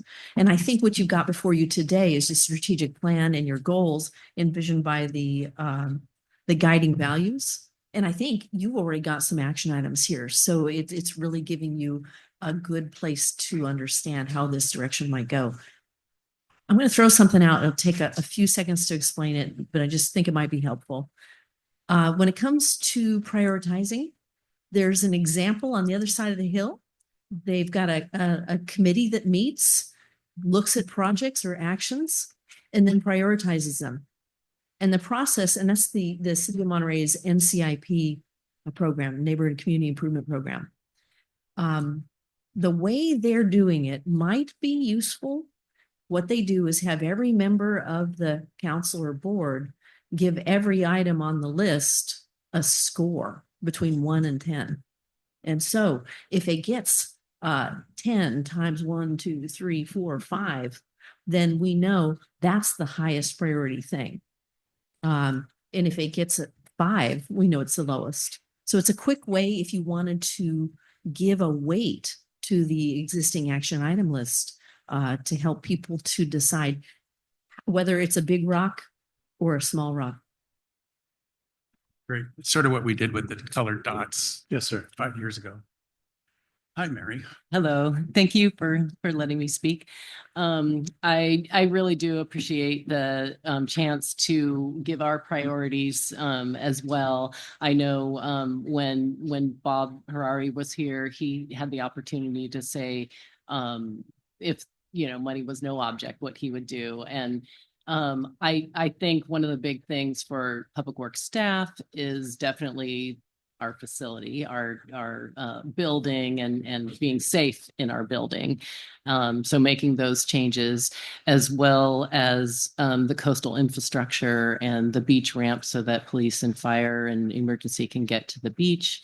And so one thing I did notice was that the majority of the things that are in the priority plan were really incorporated into the one that we put together as well. So it's just a matter of hearing from the public and the council as well as wanting to understand what your priorities are. So, Thank you. Thank And you. in addition to being safe, keeping dry. Yes, Right. for sure. Yeah. For those of you Yeah. who don't know, it rains in Public Works building. Yeah, there Serious. was a last week with the rain. Yeah. The electrical panel, no one wanted to touch it. So Yes. Javier? sorry. Thank you, Mayor. I just want to echo what Mary here was pointing out. I mean, in order for us to kind of deliver these projects as far as infrastructure and we're day-to-day operations, just like PD, just like fire, Public Works does the same thing, right? We're day-to-day operations, but we need to protect Public Works in order for us to do the work. So our infrastructure is just as important as everybody else's, right? So our building, and I really like the idea of the council member Hans here, as far as itemizing the infrastructure needs. I mean, that's really critical, right? We need to be able to say, okay, we're checking this off, because we're working day to day and we're trying to achieve that goal, right? But we need direction as far as like, okay, which is the priority that we need to prioritize, check off. So getting that from council and the public, I think would be really helpful. Yeah. And I'm sort of pushing some things which are big tasks, but we'll talk about how we can get outside resources and that sort of thing. Chip also can come to us for funding, maybe on a larger scale than he has been for some of the things you're doing, because doing things halfway is almost harder than doing it the right way, right? So, and I'm sorry, I'm sort of tough on you guys lately, and you're without a leader, and we need to get a leader, and that's what Marissa's going to talk about, I hope. Anna? Thank you all for the opportunity to be involved with setting priorities. I really appreciate that. So I just kind of want to mention like a really simplistic approach, like a high level approach. Looking at the staff report, my department has 31% of the priorities on this list. We're also tied to a lot of the other projects that involve public works and facilities. So I really, as a short-term goal, would love to focus on how can we operate much more efficiently. And with that, there will come a lot of like sub priorities. Good. Marissa? This is my first time attending this meeting, so I don't have a lot to add. And my work is mostly internal, although I guess recruitment is visible to the public, but not my day-to-day work. I do want to say that this is a different approach that I do think it's maybe more effective to align the priorities to what staff can actually do, staff's capacity. So I do think giving us the opportunity to state our, what we can do and what our priorities internally is nice. So I do appreciate that. And since you asked about the Public Works Director, I think we can, I'll speak to that a little bit. We have had a good response to the recruitment for Public Works Director. We're reviewing applications now. We started doing that last week. Because it's such a big and important role for the city, we want to be thoughtful about how we select a candidate, because it's an important job and it's one of the biggest departments in the city. So we are looking at them closely, and we'll probably have a first round of interviews in the coming weeks. About 26 now. Yeah, it's a good turnout for a director position. It's not that common. It's sort of like the commissioner process. It started off slow, but it got we had a lot of applicants, which is really wonderful. It is. Wow, that's really good news. Thank you. All right, so Do you want to hear from the city attorney, Mr. Mayor? oh yes, we got skipped there. Well, thank you. I would say that I've worked with everyone in this table now for a while, some longer than others, and I've worked for a number of cities. And I want to say that I think that this, and I've gone to a number of these priority sessions, and I've seen it progress in terms of its ability to identify the priorities. And what I'm seeing today, I think, is one of the best efforts that have been made so far with regard to the formatting and how you determine, what goes into a bucket or not into a bucket. That's all up to you. My role as a city attorney is to support the council and to advise staff on any of the legal issues that come up in connection with your priorities. So those are my comments. All right. So I would love to have a 3 minutes, 4 minutes with Bob to talk about what we're going to do next. I'll tell you my thinking is after listening to all the council members is I don't think we can ignore this spreadsheet because people came here to talk about these things. And like with the Scout House, I think the Scout House deserves to be talked about, even if we think it's not a high priority. So I'm thinking that we can do that pretty quickly. Okay. And maybe one of the ways we do it is to, for instance, addresses. How many people are here for addresses?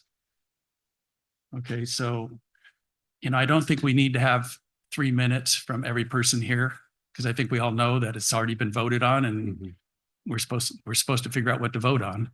But we would like to hear some comments. So maybe we can reduce from 3 minutes to 2 minutes, or even 1 minute. In other words, make your point. I don't like to limit free speech, but we do need to keep it moving along because we have 24 of these. Yeah. And there are some other more strategic things that maybe we need to discuss before we leave here today. Yeah. Are you suggesting, Mr. Mayor, that we take public comments on each of the 24 or go through them all and then take public comments on anything you want to speak about? I think we open it and maybe the council does some quick discussion about it. Have public comment, encouraging, not repeating comments. Right. But let me hear from the council. Right. And my suggestion, we take a bio break. We've gone for about an hour and a half, Mr. Mayor. So take a bio break. I'm ready to take a break, and maybe we can talk offline. Yeah. Maybe the three of us. Oh, sure. Yeah. What time's lunch coming? Super.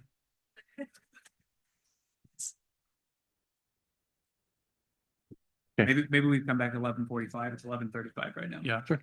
Good idea. Mr. Mayor, I just have a quick question. I don't know if you want to wait till after public comment on the street addresses, but I do want to ask the city attorney about how the language is going to be crafted for the ballot issue. So I don't know if that's something I can ask now or wait till public whatever comment. Subject, we're going to start with the council, then go to the public. Okay.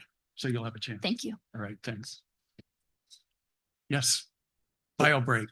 11:45. We'll be back. Okay. Thank you. Thank you. All right, we're going to restart now. And I think we got the sound going for my AI snippets, and we're just going to play a little sample of this to show you the power of it. And again, I had nothing to do with this. It was generated. I've got the beginning of it and the ending of it, of the agenda documents from this meeting. That's all that I just pushed a button. Go ahead.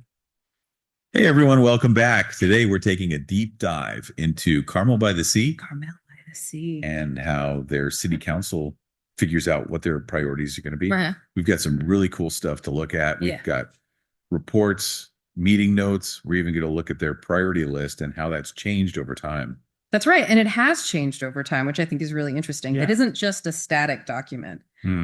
Since 2019, they've really been trying to figure out how to make it into a system Okay. that will really work for them. That makes A sense. system that is responsive to what the community needs. Right. So they started off with, I think, something like 60 different projects. Wow. And all kinds of different goals that they had in mind. Yeah. Financial sustainability, protecting the environment, community engagement, supporting local businesses. Right. But then they took a really critical step, I think, in late 2021. Okay. They narrowed that list down from 60 to 30. That's still a lot of projects though. It is. But it was a good first step to try to say, all right, Yeah. we can't do everything at once. You have to choose. We have to choose. Yeah. And we have to decide where we're going to put our energy Where are we going to put our money? and our time Exactly. and our money, Exactly. our budget. No. So really they were saying we need to prioritize. Okay. So walk me through a little bit how this system actually works.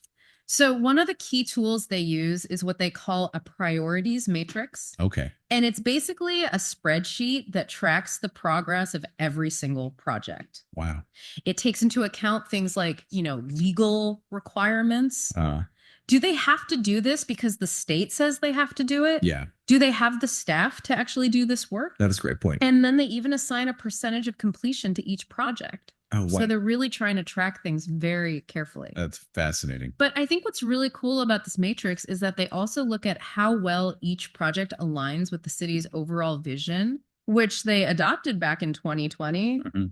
Their vision, their mission, and their guiding values. Oh, so it's not just like getting stuff done. Right. But it's about making sure that the stuff you're getting done is actually leading you Exactly. to the place you said you wanted to go. They want to be. And one of the things I find really interesting is that Yeah. one of the big things they've been dealing with is housing. Was it Carmel, like many California cities, is dealing with a housing crisis. But it's kind of unique there because in Carmel? they want to create more affordable housing, Yeah. but they also want to preserve They don't want to ruin that village character Yeah. that makes Carmel so special. Right. So that So it's a real balancing I was act. going to say that seems like a really It is tricky tightrope to walk. It is. And they had a big victory early in 2024 Okay. when they adopted their housing element. Housing element. This was crucial because it allowed them to avoid something called the builder's remedy. Now, what is that? So the builder's remedy is basically Yeah. if a city doesn't have a state approved plan Okay. for meeting its housing needs, Right. developers can use this builder's remedy to kind of bypass Oh. local zoning regulations and build things that maybe Wow. the city doesn't really want. So it takes away local control. Yeah, it's a way to kind of incentivize cities Right. to really take housing affordability seriously. Okay. So by adopting this The housing element. housing element, they essentially protected themselves from Exactly. not bad. They got to keep control over what happens in Gross. Carmel-by-the-Sea. And so they're saying, okay, we need affordable housing, but we need to do it in a way It fits preserves the unique character with the aesthetic, of Carmel. with the environmental values. I bet people in Carmel are pretty happy about that. I think a lot of them were, but it also, I'm sure some weren't. there are some people who argue that Yeah. the city isn't doing enough. Mm. And there are other people who are worried that any new development at all Right. is going to kind of ruin that charm. Right. So it's a complex issue It's a tricky one. with no easy answers. Yeah. I think another thing that they've been grappling with a lot is wildfire risk. Oh yeah. That must What do you think? It's unbelievable, huh? And that's what Joel's going to figure out how to put that intelligence in our systems. There's an ending to it, but let's hold it to the end because it's pretty inspiring and we'll wait to the end. Thank you. All right, it's time to get started again. And I think what we decided is we're going to go through this list as quickly as we can. And for each item, we're going to first take questions from the council, and then we're going to open it up to the public. I'll save my public comment legal words until we have our first comment, but Joel, it won't open my, the PowerPoint. It won't let me. I'll just do it now while he's doing that. All right, so this is a little bit of an interesting one for public appearances because it's limited to items on the agenda, but the agenda is pretty much any subject that you've seen on the screens and any subject that you think the city should be doing. Is that accurate, Brian?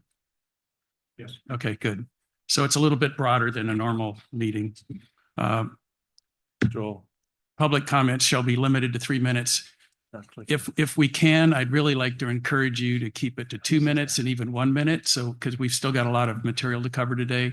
The important thing is that you get the point across about how you want to influence our list. We don't need to know everything about the subject because a lot of these things have already been vetted. But if you want to take 3 minutes, you can. And also, if there are 10 people that want to talk about addresses, it's already been said. The other thing you can do is we could just show of hands or stand up how many people think that addresses are important, and we want to make sure it's on the list. Persons are not required to provide their names. However, it's helpful to do so to be identified in meeting minutes. Under the Brown Act, public comments for items on the agenda must be related to that agenda item. If a member of the public attending the meeting remotely violates the Brown Act by failing to comply with these requirements, then that speaker will be muted. All right. Turn it back to you. Yeah, thank you, Mr. Mayor. Again, what we're gonna do is we're gonna go through the existing list and then get direction from council where to house it in new themes and the revised themes. And then again, for the benefit of the public, we'll try to have a summation at the end, so to make sure we think we heard everything correctly. And we'll come back in April with a little policy resolution, and that'll be kind of our marching orders. These were slides that we had prior that Emily produced, which again just shows the breakdown of the existing priorities by department. And these are by the old categories. And so again, this is something when we come back in April, we'll do this again for the new themes. So without further ado, this shouldn't be a surprise to anyone. Exploring street addresses. Again, we do have council action, past council direction to add an item to the November ballot for a non-binding, what was the verb you used, Brandon? Advisory vote. Advisory vote. So that's the path we're on at this point in time. For Ms. Dremoff's benefit, obviously, the council will probably do what in August. We probably have to get the ballot language to the county in August, and so that we won't just present that, council members. That'll be something that we'll take a couple of whacks at it. We only have so many words that we can use, and there's some nomenclature that were required and prohibited from using for that ballot measure language. So what did I miss? Counselor, anything? Okay. Any questions on this one, council, before we go to the public? So could I just clarify, Chip? So we do, because I'm getting questions from the public and people want to know about how the language is going to be crafted. So we do not know at this point how the question will be phrased. No, we don't. We'll look at the minutes from the action when the council directed us to put it on the ballot, and we'll draft something for you. And again, Mr. Pierrick will take the lead on that, obviously, because there are rules, and then we'll present it to you for your eventual blessing before it goes to the county. So we can change it as a council? Yes, ma'am. Okay. Did you need to add? Yeah, I would just mention, because I heard Councilmember Dremoff ask about the phrasing for the question, as you've indicated, Chip, that can be certainly decided. I would mention that there was a staff report that was submitted to the council on September 10th, 2024, which did review the issue of street addresses in some depth. Brian, get a little closer to that microphone, so please. In some depth, including the options that were available to the council, and one of those was the advisory ballot measure. There was some suggested language, but certainly that could be changed. That was included in that staff report, which would be: should the city council of the city of Carmel-by-the-Sea adopt an ordinance for address identification as described in the California Fire Code? But again, that could certainly be changed depending upon discussion with the council, input from the public. But in terms of what was addressed back in September, that was what was presented. Thank you, Councilor. Thank you. So I think we're ready to go to Just a super quick question. Yes, Can you clarify the timing here? So we have to get something to county elections, presumably at some point in the past on these kinds of things, I feel like July was a month that came up as kind of a drop dead I think deadline. I think it's August, sir. And I was super So I talked to the county elections department about this last year, and they said that if we hold a special election, basically the time that the council adopts a resolution calling for a special election, that's what starts the time clock. So if you want to have your election in November of 25, you have to go back 90 days before that, and that would be the latest you can adopt the resolution calling for the election. So that would put it at August. But because we're going to probably want a lot of opportunities for people to talk, we might want to start with a draft language maybe in May, and then another meeting in June, so that by the time it's August, you've got it down. And then we would contract with the county to provide the services for an election. And the cost for that was what, Chip? Is it 50? It's 60. It's hard to tell. I think they said $16 to $25 per voter. And I'm trying to remember how many registered voters we have. 3,000. 2,000? 3,000. Okay. Who can do math in public in their head really quick? It's like 50,000. 2,500. Yeah, and it could end up being less because every time we do an election, they quote me that same amount. Okay. And when it's consolidated with another election, it usually ends up being 1/5 of that. So I feel like their estimate is really a big ballpark, Right. but I think it's good to know what the high end is. All right. I have some comments and probably a number of us do, but let's go to the public first. Okay. One suggestion though is for all of these, one of the things that we're trying to, this is sort of a bridging process from this old list to the new list. That new list is the PowerPoint that you just presented, which at least the people up here now have, if we've got a device. I think one of the things we should do on each one is close it out and say it now appears in the new list. Yeah. It does not appear in the new list. It's in the parking lot. It's going to one of 3 places. Yes, sir. Exactly. Yeah, where it's going to be housed. And I think to tell the public ahead of time that, for example, this item is in your new list. Correct? Yeah, this is the high priority item right now, and it's currently housed in natural environment, village character. We briefly talked an hour ago about this being in public safety. Again, there's no opposition from my perspective, having it in 2 houses, 2 themes, but it's up to you. No, you've got, I think what's important is that you just say where it is in your proposal.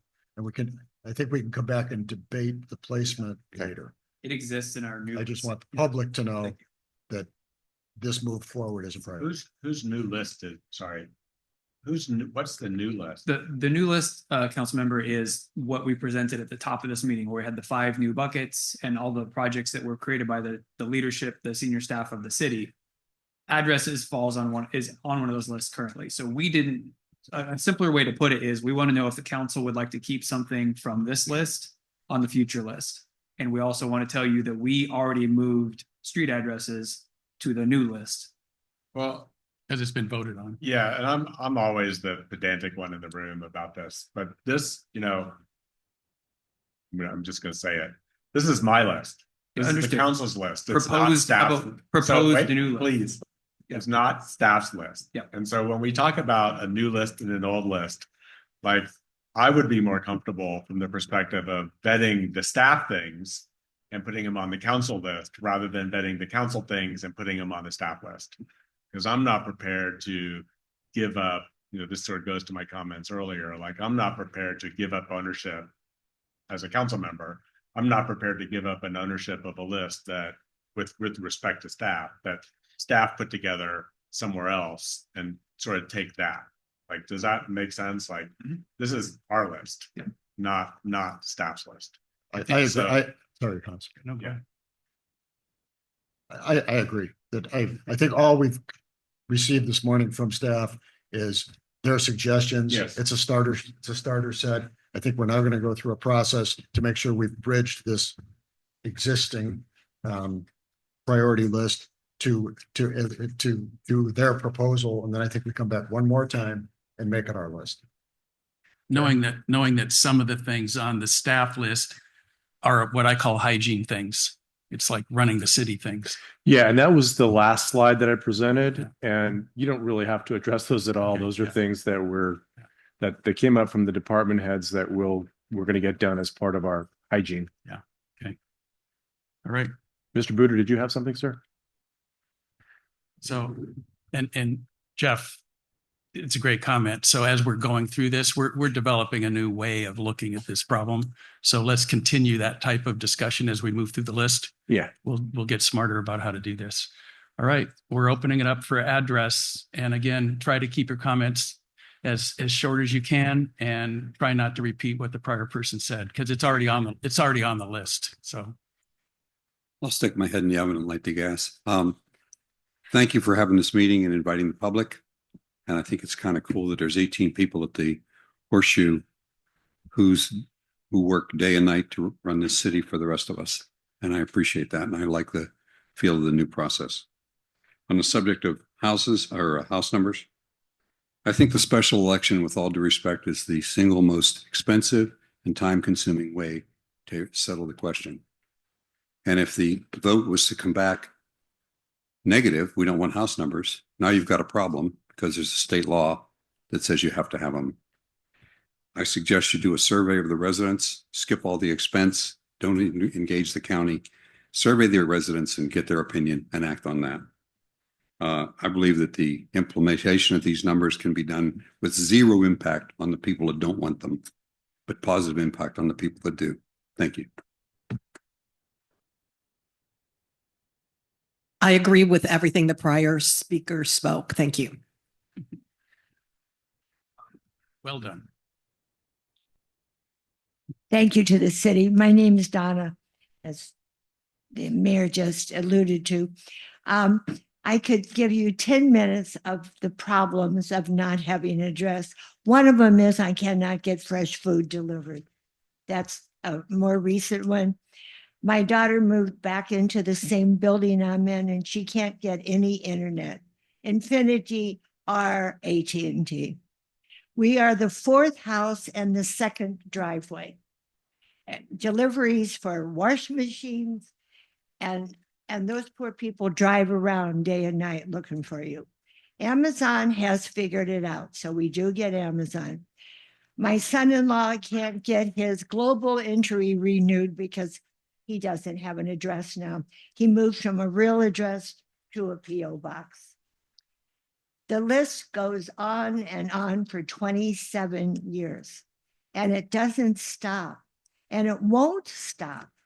And the council has, as indicated by a prior speaker, the ability, the authority to vote for that and save us an election.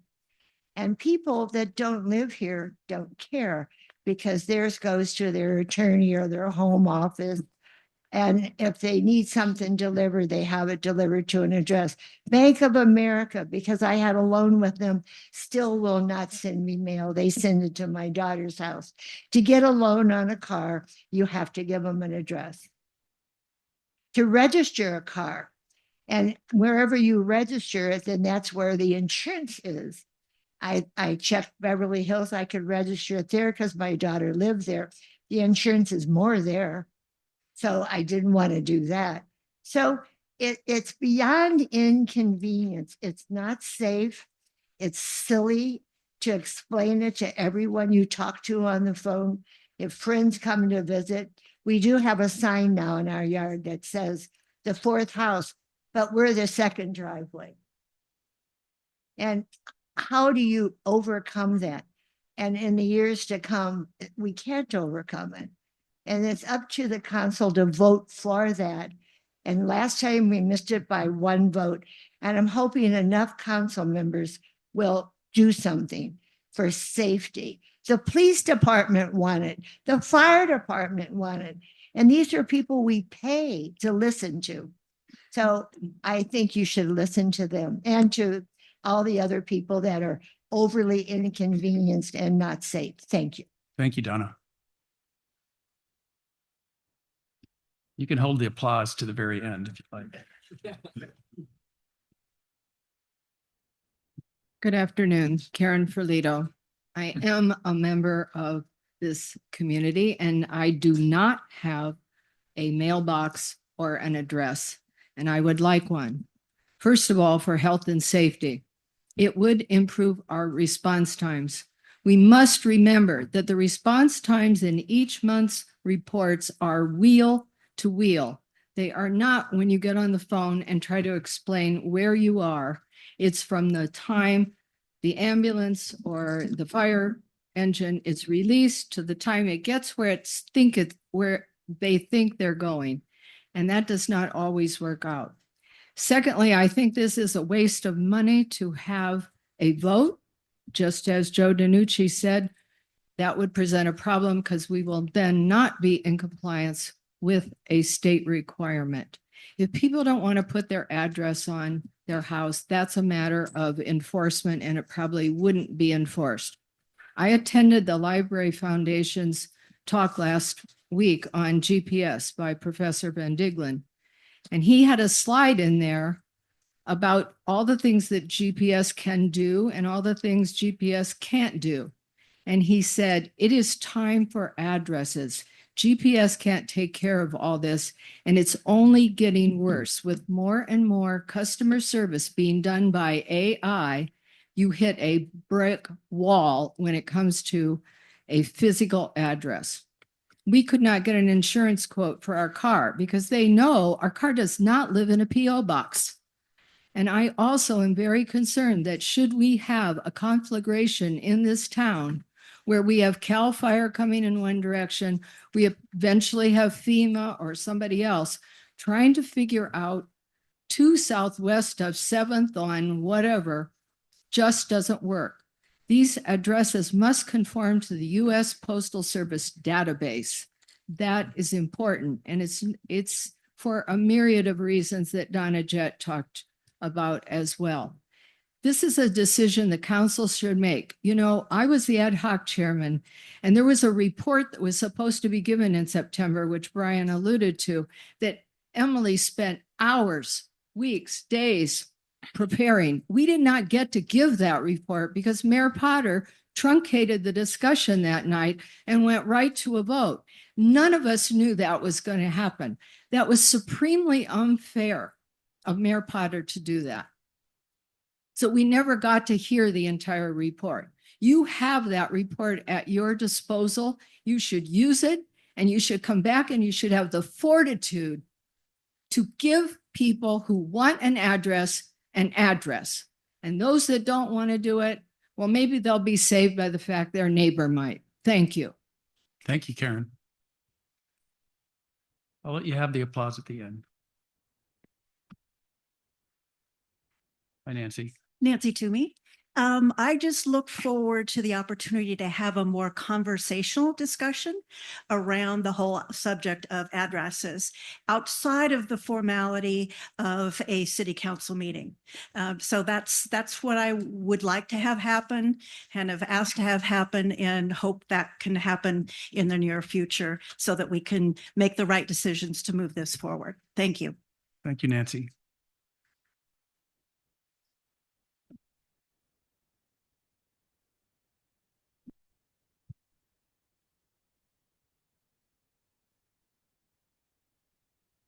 Hi, I agree with Nancy. I think that we all need to talk about the ramifications of what addresses mean. One of which is the possibility of losing our post office. Mailboxes in front of your house. I think all of you should be prepared for that. With street delivery, gang mailboxes, you might be the house where you might have 100 metal boxes in front of your property. So it's not just give me a number and off we go. Talking about the fire code. And I quote, address numbers must be Arabic numerals or alphabetical letters, period. I don't understand how our addresses do not qualify. And also I'm wondering, in this town, we receive fire and police in less than half the national average. I'm wondering how much more we want. I think it's an unrealistic expectation And also, if you live at 75232 Taurus, do you think you're going to be found faster than if you live at 2 Taurus south of 8th? I mean, the grids are so quick in your mind. So I think we need to consider what numbers actually mean. The police and the fire are going to have to stop and look to see what number is a number. And also, we need a vote. This is 3,000 people. I don't think 5. I said this before this last year. I think 3,000 people deserve a vote. It affects everybody. And if we're going to talk about what the council agreed to do, the council agreed to give us a vote. And now we're being told the council should do what they said. Council agreed to give us a vote. I would like to know how much it costs for November of 2025 versus November of 2026. That's important to know. We've never had that number shared. So I think we should talk about it. And, you know, the loud barking dog, I don't think is fair to 3,000 people. I'm sorry. Whenever you don't like something, it's easy to speak up and try to make a ruckus. And then the people who are complacent stay quiet. I've walked this town and I'm telling you, 1 out of 100 houses have a little sign in front of it, like number 2, number 3. So if people are so concerned about where they live, where are their signs? Where are their current address? It's not in front of their house. So I don't know. There's 2 sides to this coin, and it's a big coin, you can tell. So anyway, thank you. Thank you, Carrie. Have an address. How about mailbox? You know what? All right. That's Wish my house didn't have. Karen, that's enough. Just very, very quickly, I strenuously object to a special election for an advisory result. That doesn't make any sense to me. If you're going to have an election, it should be binding. If you want to have an election that's advisory, then do it at a regular time and don't spend extra money on it. Thank you.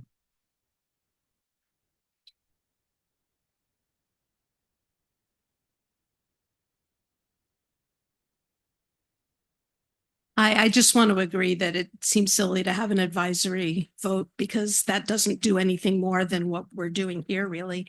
And I guess I believe it's an important public safety issue. Patriot Act has changed everything. So anyone who hasn't had problems with financial services companies has probably not tried to do anything with the financial service company since 2001. And I just really don't see the downside. I only see upsides. I'm not worried about mail delivery. If you don't want mail delivery, keep your post office box. You have to pay for it. It's not that financially burdensome. Thank you. Thank you. Okay, this is going to be the last speaker on this subject, and we'll bring it back to the council. Okay, hand raised on I'm in agreement Oh, with if Carrie, there's and not there is one. an organized group that really wants addresses. I think my stand is in relation to the Carmel character that we want to preserve with the quirkiness of Carmel. I've lived here many, many years, including childhood, and have not ever had a problem with IDs or anything else for that matter. But you know, we could instruct people that do have problems and try and listen to what their problems are and solve them without having to have numbered addresses. Thank you. All right. Keep it short. This is not a war.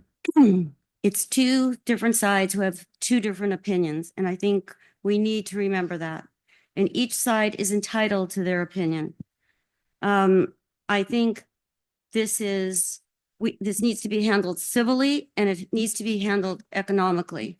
And if it means that we need to have a meeting where both sides can sit down and talk, I think that's the next step of what needs to be done. I don't understand. I understand what people are saying. I understand their frustration because it's been put off and put off. But I also understand that everybody is entitled to their opinion and that there's 2 sides to the story. So it needs to be continued. Thank you. And we have one online. We have 2. Two online. Colleen, go ahead. Okay, can you hear me? Yes. Loud and clear. Oh, good. Okay, this is Colleen Logan. And I would just like to say that I think the advisory vote should be off the table because state code automatically overrides city code when there is a difference. And there is a difference between state code and city code. And so it's at this point, it's just a matter of enforcing it and carrying it through. It's not a matter for debate, and it's not a matter for debate in the public or by city council. That's it. Thanks. Thank you. Next. Linda, go ahead. I've been here a long time. My grandmother was a settler here in 1905. Things have changed. I understand. I've encountered some problems as well. But my feeling is that there are some worries that I have, for instance, the possible loss of our post office. Also, I don't like the idea of mail delivery, mailboxes. I've lived outside the city limits and had my mailbox blown up several times, just kids playing pranks. But I think I agree with Nancy Toomey that, we all really ought to just sit down and see if there is some kind of compromise that we can come up with. I mean, everybody says there's an app for that. There's got to be an app for this, something that could satisfy us all. And for those who have really extraordinarily difficult addresses, they should have addresses. They should be given addresses so that those services can be rendered to them easily. But those of us who have a rather straightforward address, mine 3rd northwest of 5th on Lincoln, we're doing okay. Basically, we could stand some upgrade. But anyhow, I do think sitting down with one another and having a civil conversation probably is a very much needed thing, because it seems like we're at war here. Not a good thing. Diplomacy might be the answer. Thank you. Thank you, Linda. All right, let's bring it back to the council. To any council people have a comment, question? Actually, questions are over. It's comment, ideas on how to proceed. We're not here to vote on this today, but we're just putting ideas out. It's done. Okay, I've got one. Go ahead. Always get to start. Is this on? Yep. Always get to start on the difficult issues. I was one, as sort of a point. Karen and I were the 2 council members that voted against the advisory vote. So I would encourage this council, regardless of what we do, I would encourage this council to own this issue and not rely on what the past council did. This is now ours. So, when the previous council put off the vote until November of 2025, that was, as I said at that meeting, that was an excuse to not do anything. And I don't think that was appropriate. They just punted to us. And I think it's time for us to make a decision. So reliance on that advisory, whatever that was, I think that should be off the table. Some people have made comments about compromise, and generally when people say that, I view that as sort of a little bit of a delaying tactic. I think we've talked about it for years and years and years. And the idea that we're going to sit down and reach some compromise when we have been trying that for 18 months, I think that's pie in the sky. So I think this council needs to decide what to do without another year of talking. I do not to the issues that are on the table about I think we should move forward. So I'll save my comments about to the issue of advisory vote. I spoke against having an advisory vote 6 months ago. I think that's also an excuse. I think if we're going to put something to the voters, I think it should be the city council, the city of Carmel will institute an address system, and we'll have 6 months to do it. And that'll be that. No, I'm a big no on advisory votes. I also think that we should, I do think that I agree with most of the speakers that this is a matter of following state law and public safety. And I think that is within the realm of possibility that the council could make that decision on our own. I appreciate the sort of the politics and the optics of it, that we might want to send this out to a vote, and I would be generally okay with that. But I think it's time to get moving. Thank you.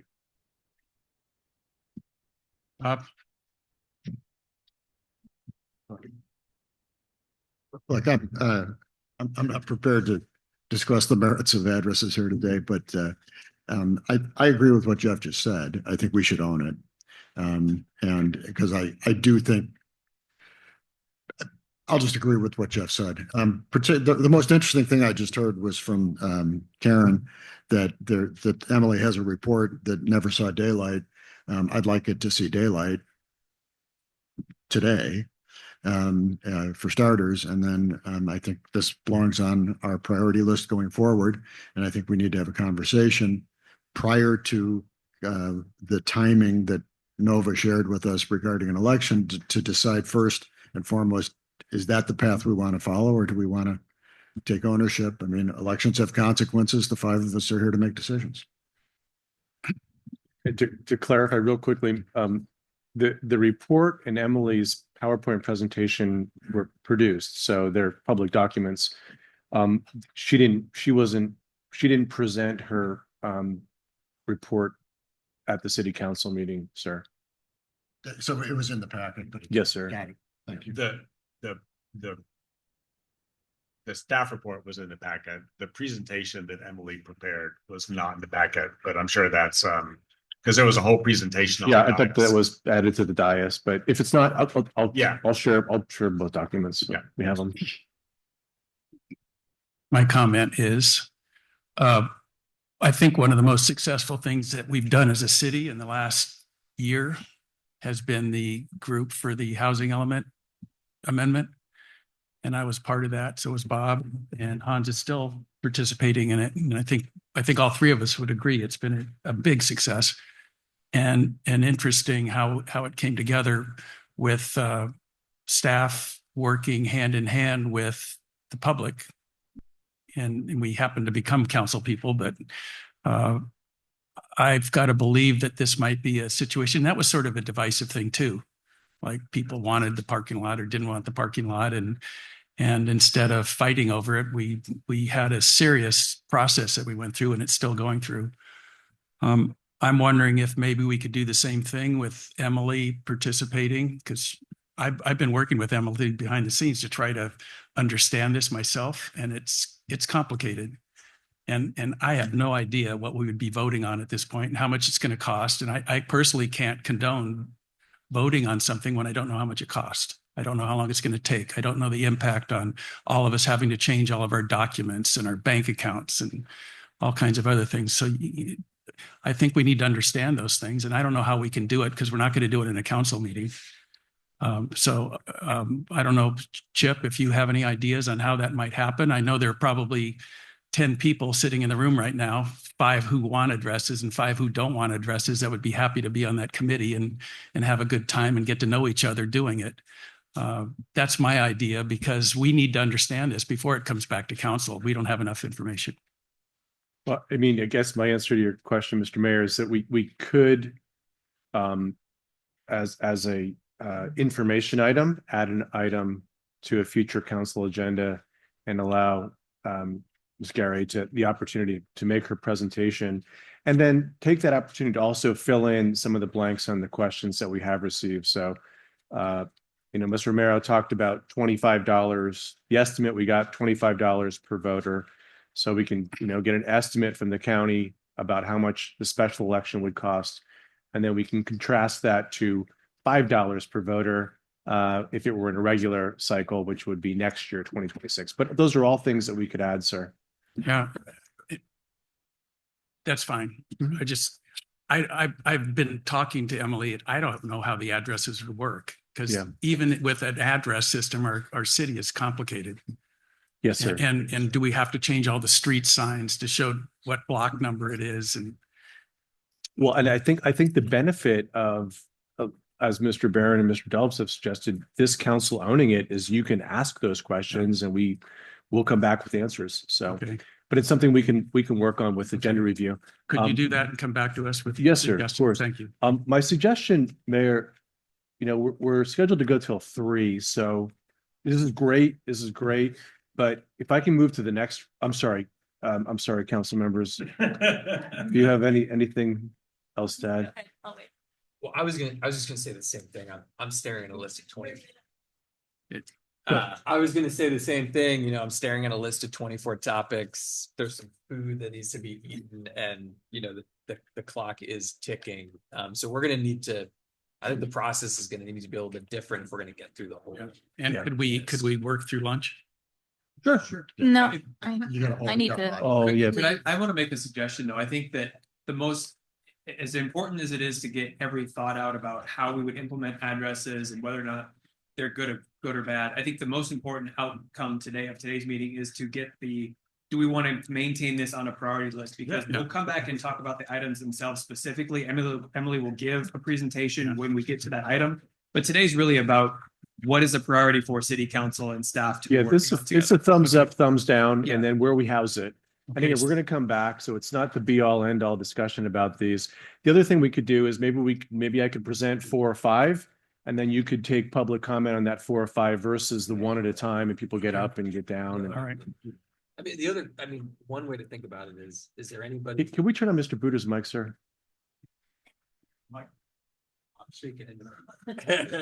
Closer. Is there anybody here who thinks that this shouldn't be a high priority item to resolve this for the community?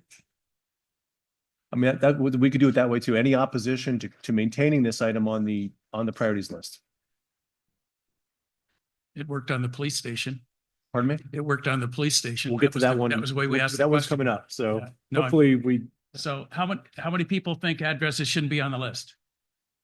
Should not be on the list at all. Oh, I was just suggesting All right. count. Oh, okay. You can do That it. is one way to do this, and that's Correct, quick. yeah.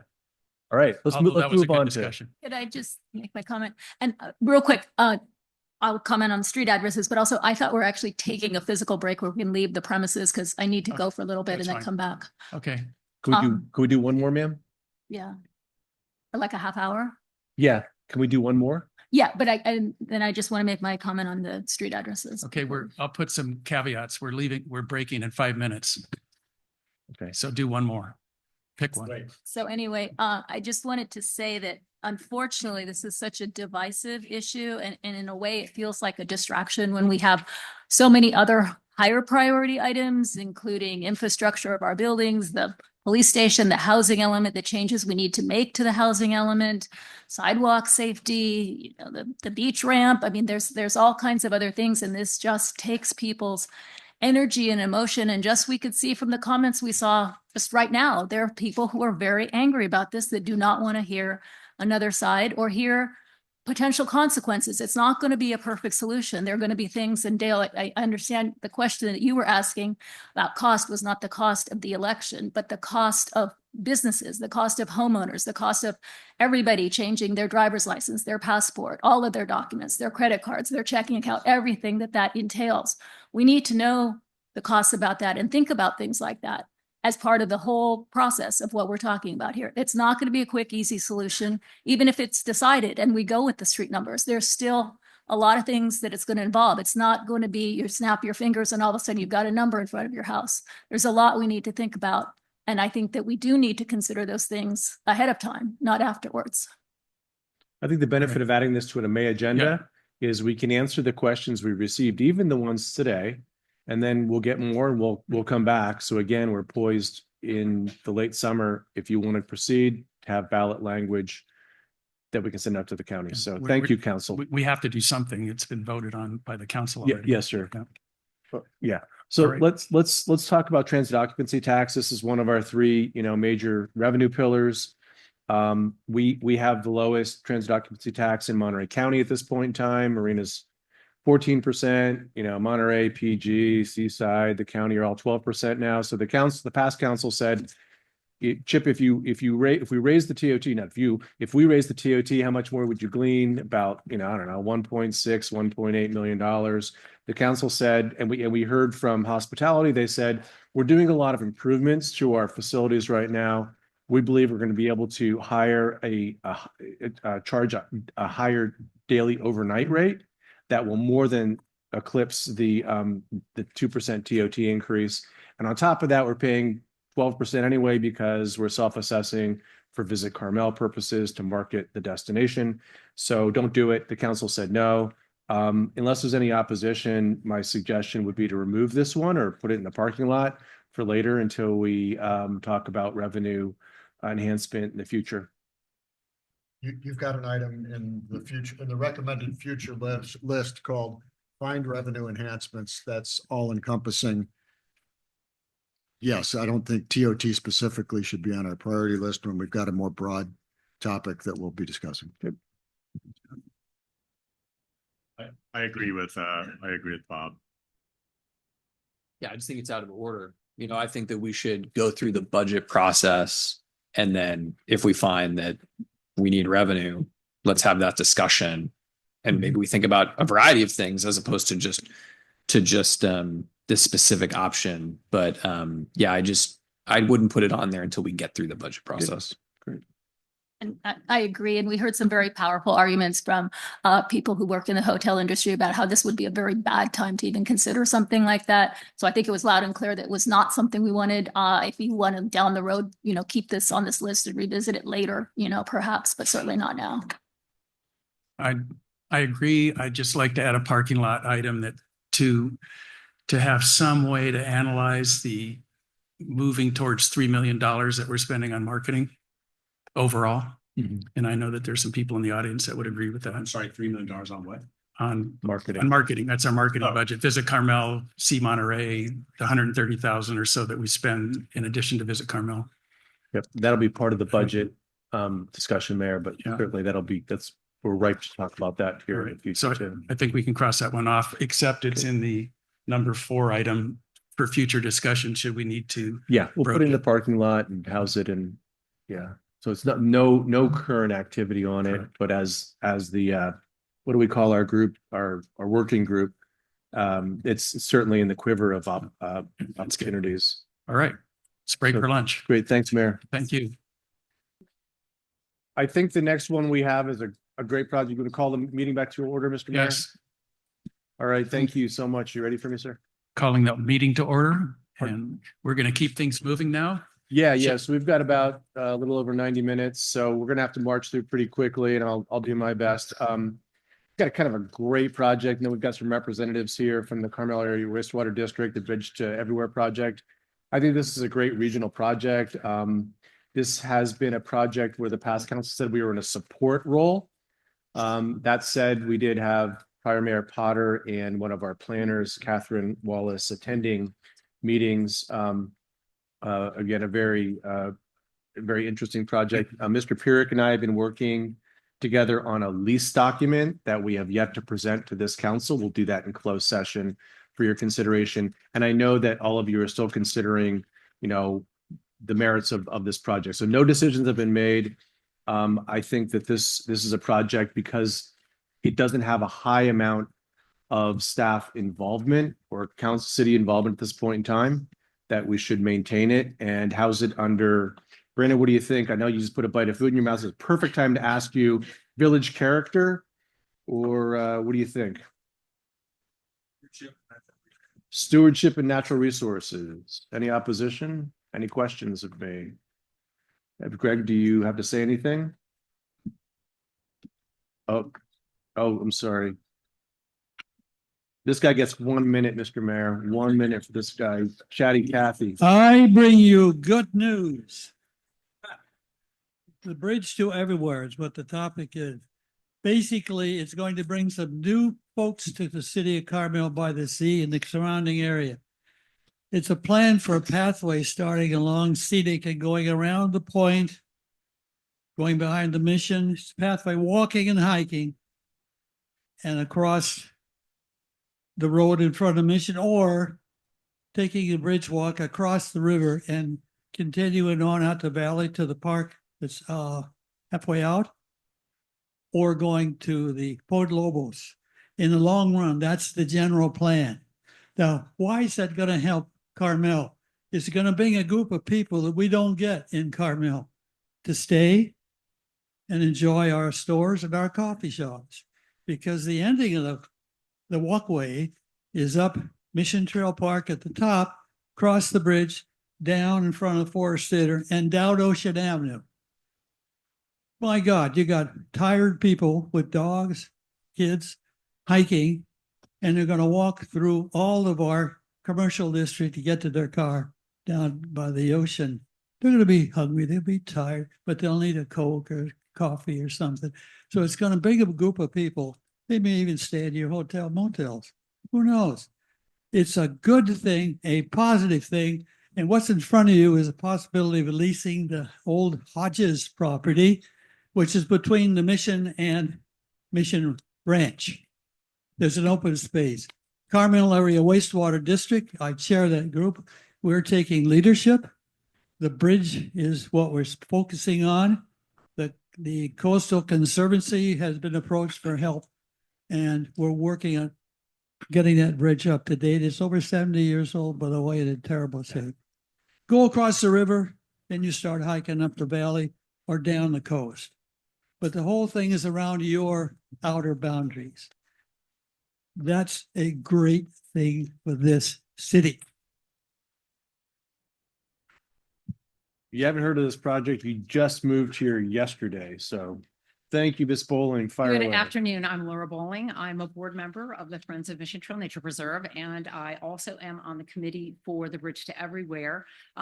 We presented to you guys in December, so thank you for that. Thank you for all the subsequent conversations for our community. The Bridge to Everywhere is seeking to connect 10 of our most spectacular beautiful areas, the parks and areas that we already have. It requires no land purchase. There's no additional parking that's necessary. And I gone to the website, which we're excited that since we launched just a few months ago, the website for bridge-to-everywhere.org, we have nearly 500 people who've signed up for our newsletter.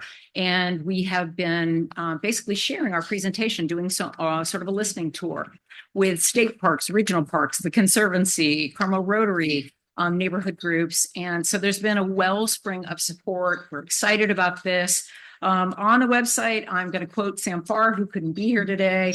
There is no bigger driver of economic growth than adding walking and hiking trails to the community. It enhances tourism, local and regional. It drives small business opportunities, and it attracts affluent, health-minded visitors to Carmel's area, which we all need and think it would be great. The best news about this is that it really isn't a heavy lift for you guys. We want to take that off of you. So as listed in the priorities, we want to work on the lease for Rio Park and move that forward. And once we do that, we can basically have this come off of your very long priorities list. So we thank you for your support on this, but that's what we would like to see happen next. Thank you. Great. Sounds like they want to buy it for that $100 million, Mr. Mayor. So I think we should take them up on that. Any opposition to maintaining this on the current list in a support role? I have two comments. One, I heard you, Chip, talk about seeing this lease in closed session. I know that the Brown Act gives us the ability to hear things in closed session, but I would ask that the lease be heard in open session. I don't think that this is a particularly contentious lease, and I think that the council always benefits from hearing from the public and hearing about a lease and hearing about a strategic priority in closed session is a bad idea. So I think we should have a presentation and a discussion about this item, which I am very much in favor of, in open session, not in closed session. And I would add, there's a lot of talk here about bringing visitors to town. And, I'm of sort of mixed minds about bringing more people to town. I think that we often, as a council, talk about bringing visitors. And sometimes we make decisions based on the number of visitors that come to town. And I think that's not a lens that I particularly agree with, but I think that this project has huge benefits for the people that are already in town. And I think I would view this project as beneficial to me and Bob and Dale and Hans and Alessandra and everybody else in this room, not just visitors. And so I hope that we would be able to change the focus, the way we think about this project to being something that benefits the people that live here, not future transients. And I think, sir, that's the way that the council and certainly, my team have been thinking about this. I think Mayor White was suggesting that there's an added benefit, but yeah, this is a great project for us, for the region, for the community. So 100%. And just for everyone's benefit, again, one of the few things that we can do in closed session is real property negotiations. I hear you, sir. So you may just, well, and leases have to be approved in open session. So whether it's at the next time we review this or the final time, I hear what you're saying about bringing this out. But I think, with respect, I think that a lot of times we have discussions about leases, and I'm thinking about before I was on the council, the lease regarding the Forest Theater and the Sunset Center Corporation. That just appeared. When that lease was approved, nobody knew. The public didn't know. I didn't know that we were considering leasing the Forest Theater to the Sunset Center Corporation until that appeared on the dais. And it's really difficult for the public to interject themselves into a process that is basically concluded rather than a process that is just getting started. And so this is a good project. It's just getting started. We should approach this. I still think we should approach this from the right way. And I would say, with respect, I don't see the need to have this particular lease negotiation in closed session. Here, sir. We'll take that under consideration when we do the agenda. All good, all in, all good. The next one is board and commissioner training. This one, Mr. Kirk was working on. I think this really kind of falls into, what was the word you used, Mayor? The hygiene items. So, it appeared in the list because it's just important that we keep our boards and commissions contemporary with ethics laws and Brown Act laws, and certainly things like new case law and legislative changes in CEQA and the like. So again, I don't think there's really a need to continue to prioritize this. It's part of our hygiene or routine work. And that's all I have to say. I got a quick item on that. Since we have a crowd of people who are very passionate about this community, perhaps we could tell them that there's some openings on boards and commissions and they might be interested in applying. Go ahead, Nova. Yes, thanks. If you go to the homepage of our website, there should be a link to information where you can get an application. And I don't know if you can pull it up. One of the council members said to me, sorry about that. We should make sure that we'll re-entreat the people who applied in the past to see if they're still interested. So we're doing that. Thank you, ma'am. What? On this, about 18 months ago, this issue came up for the city council, and I've asked Brian, so there was a staff report and there was a staff report prepared, and there was a commissioner handbook prepared. And so I think a way to start this, if we decide to keep this on the list, would be to just bring back that agenda item. We never saw it because the mayor pulled it. The mayor pulled it at the beginning of the meeting. It disappeared into thin air. And I don't know where it is, but it seems like there will be very little effort required to just trot out the materials from there and at least get some council input this time on what's in there. Yeah, Mr. Barron just caught me at the break, and I honestly cannot remember why it got pulled, but we'll work with the mayor pro tem to re-agendize this item. I don't think it's controversial. Okay, so we'll, parking lot, or this will go in the hygiene list. Develop and implement a social media strategy. One of my goals that the council set for me is to have one, it's not a tweet, what's it called? Post. So we posted on our new Instagram site this meeting. So I've met my goal. Thank you very much. So one of the objectives of the council was to make sure that we look at new venues, new opportunities to communicate information with the public, and we settled on Instagram. And so that'll be the platform that we use in addition to our, our lovely Friday letter and our vlog, which is always witty, and our website. Also, Commander Trayer is really into social media, so he's setting up a new page for the PD, and of course Ashley has been on social media for library and community activities for decades. So anyway, this one I think can again go into the hygiene just regular implementation, unless there's any opposition, Mayor. And then if you and the public really want to speak into these things, please just yell it out, and we'll go to you because we're not. We do have a hand raised on Zoom. Okay. Should we take Wanna- that? Yes. Tasha Witt, go ahead. Hi, can you hear me? Yes. Okay. I think I'm just going to write a letter for anything about comments. And look, I just wanted to say I like all of the strategies that you've outlined as far as being important. I did have a question though about the TOT. I didn't know if putting it as a priority was to do more promotion or if it was to discuss the TOT. And so if it's going to be for more promotion, I have a concern about excessive promotion leading to overcrowding and also brand illusion and cultural erosion of Carmel, because the overexposure could, make it feel less special. So I just wanted to put that 2 cents in there, and I don't want to slow down the meeting. So go about your priorities. Thank you. Yeah, Tasha, I put I think it was a parking lot issue to review at some point, the amount that we're spending on marketing, which is what you're talking about. This was purely a revenue. Yes, exactly. And I can get with Ms. Witt on the side and tell her what this was just to consider raising our transit occupancy tax. So as a revenue generating, right? Thank you for jumping in, Tasha. Hygiene, and then explore traffic and parking management program. Again, Chief Tomasi put this item on. Now, Chief, you talked about this being something that we should prioritize.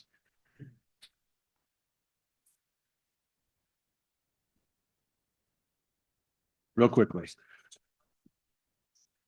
it stuck? Can you hear me? Okay.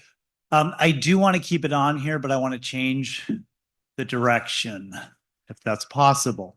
This was started in 2023 as a paid parking management plan throughout downtown. I think what I'd like to do is change it into more of rebuilding our enforcement because that's lacking right now. And so I need to rebuild our parking department so we can better move traffic through town and open up spaces. And then what I'd like to do is add in there a component, this would fall under your revenue heading or silo, whatever we call that heading, to look for potential revenue sources to discuss with council, maybe exploring. And when I talk about that, I'm talking about the Del Mar parking area. Del Mar parking area on the weekends and on busy holidays gets extremely busy and packed. When someone is waiting for someone to clean the sand off their feet and load their kids and back out, cars back up all the way to Highway 1. That impacts all of the traffic downtown and emergency response. If we implement some sort of time limit parking in Del Mar or even potentially paid parking in Del Mar, we could generate revenue and open up spaces for the community to use and move traffic. It would help with traffic flow downtown. I think these are all things that we can explore relatively easily and with staff time and not consultants, and we can get something in front of you to explore. I think there's a real possibility there. Yeah. So number one, council, I don't think this needs to be a priority based on what the chief just said. Number one, we're going to fill the positions. So again, we've got PSO officers that we're recruiting for, and we'll fill those positions, and we'll get the right vehicles, the right parking control vehicles. And I think the other leg of it, which could come under revenue, which is Del Mar parking, should go under that banner as one of the opportunities for revenue, but it doesn't have to be a standalone item. So, with that, unless there's any opposition, this becomes partial hygiene, partial in the bailiwick of the working group. Got a quick question on that. Since that is so close to the ocean, though, wouldn't that go under the Coastal Commission and they would need to approve anything that we would? 100%. Yeah, real quickly on that, I spoke to the Coastal Commission about this. We started to explore this in 2021. Part of the condition of revenue gained there We can't limit access to the beach, but we aren't restricting it because we have more spaces available along scenic. We're only controlling that parking lot. Now, revenue gain down there would have to be implemented back into the beach area. And I think we have some projects on the beach that could be funded through that, but that might be for a later topic. Thank you for that Yep. explanation. Yep. I think Ken Spilfogel had something to say about Mrs. this. Calafiore did as well. Okay, yes. I just have hopefully a quick comment on thinking about expanding the way we think about parking. I live on, the perimeter of the downtown district. So we spend a lot of time talking about downtown parking, getting to the beach. But those of us who are on the fringes of the neighborhood have a lot of parking congestion. And I happen to live around the corner from the Forest Theater. My personal driveway is never blocked. The front of my house is never blocked, but the neighborhood suffers a lot of inconvenience when there's an event downtown. And I think if we looked at a way to formally designate parking in the neighborhoods, at least in the fringe, with some kind of designation, that we could gain parking, because that's what we all want. We want more parking spaces. And of course, people block with rocks. They park with cones, my pet peeve. I personally have moved cones. Someone's going to really start a fist fight with me at some point. I might be bringing them to you. Anyway, I think there's a way to look at X's on the street for no parking by certain people's houses and more no parking signs, and also some kind of reflectors that if there's a dangerous corner that we could designate somehow that is not safe for parking, but we should encourage where it is safe for parking, because there are spots where not necessarily trees, but people's landscaping bushes are overhanging and what could be a designated parking spot. And I think we can gain more than the parking spots that we lost through the daylight program. I'm sorry, whatever that program was. Thank you. All right, thank you. I have gone for a walk with Linda, and she's absolutely right around Forest Theater. It's a safety issue, as much as anything. And I think that's a perfect thing for the Traffic and Safety Committee. And Linda, you and I need to go to the next one and or get it on the agenda, because it is an issue. I think it was yesterday, wasn't it? Yeah, we just missed it. It was just yesterday. No kidding. Yeah, I just want to emphasize that a lot of the issue for me is if a fire truck or an ambulance can't get down the street. And there's times when I can barely get down the street. So I think it would be impossible for an emergency vehicle to. So it is a safety issue. Yeah, and you dealt with a situation in Santa Rita yesterday that's similar, where the no parking sign had to be extended down. So I'm Bunny Jen. I didn't introduce myself last time. The parking thing, I have three little things. One is, my sister lives over by the Hoffs's house. She lives on Dolores between 2nd and 3rd. That's going to be a huge project. It's going to go on for years. It'd be nice if they could get neighborhood permitted parking because of all the construction vehicles. And then that's into the second thing is, if there was some way to limit the number of construction vehicles for every residential project, because a lot of times there's 8 people working and there's 8 trucks parked outside the one house they're working on. It's very frustrating for the neighbors. And then the third thing is, I know there was some ideas floated around about the parking lot here at the Sunset Center.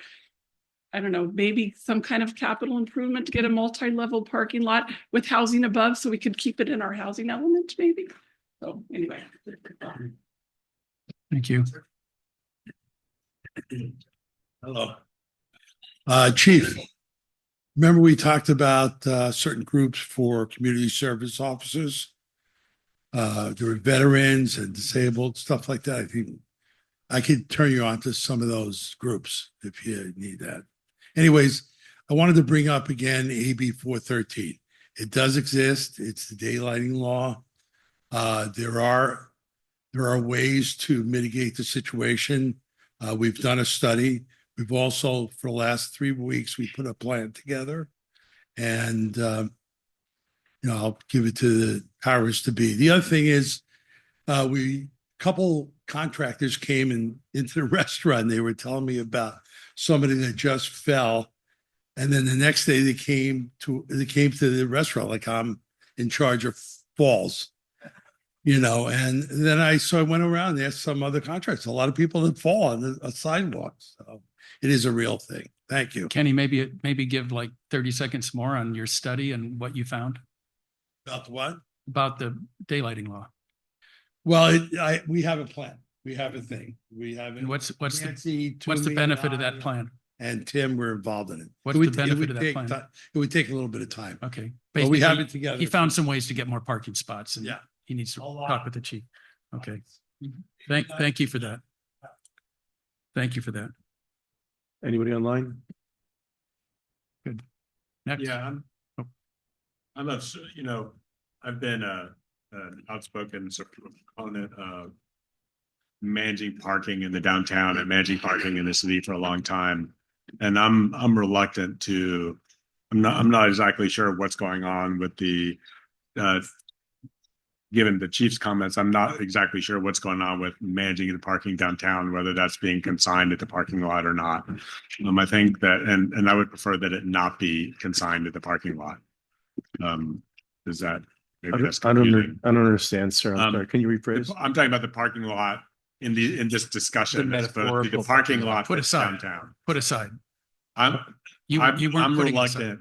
So I would like to see the management of downtown parking stay on the priority list and not be consigned to the priority parking lot. I think that it's only getting worse. And we can, we are drowning, during popular times, we are drowning in a sea of cars.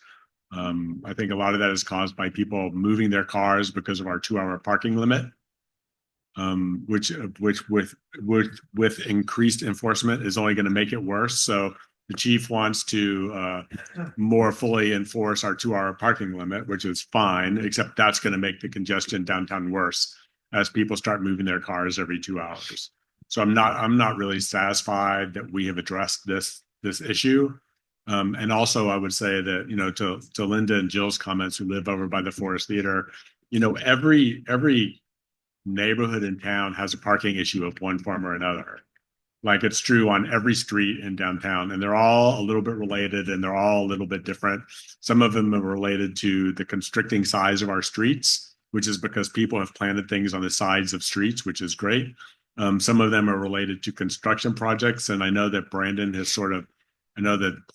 sort of made an effort to ramp up, construction management plans and whatnot. And I'm sure that will happen with the Hofs's house. But I would like to see a more global, holistic view of parking in the village and how we do that. I think this is a problem that can be solved with some effort, but I think also that this is a problem that's only going to get worse. Yes. So my response is, one of my other goals was to gently and kindly push back. It's I love your vision, sir. It's just we're not removing enough items from the exist. We're adding. Well, we're not to the end of the list yet. No, we're not.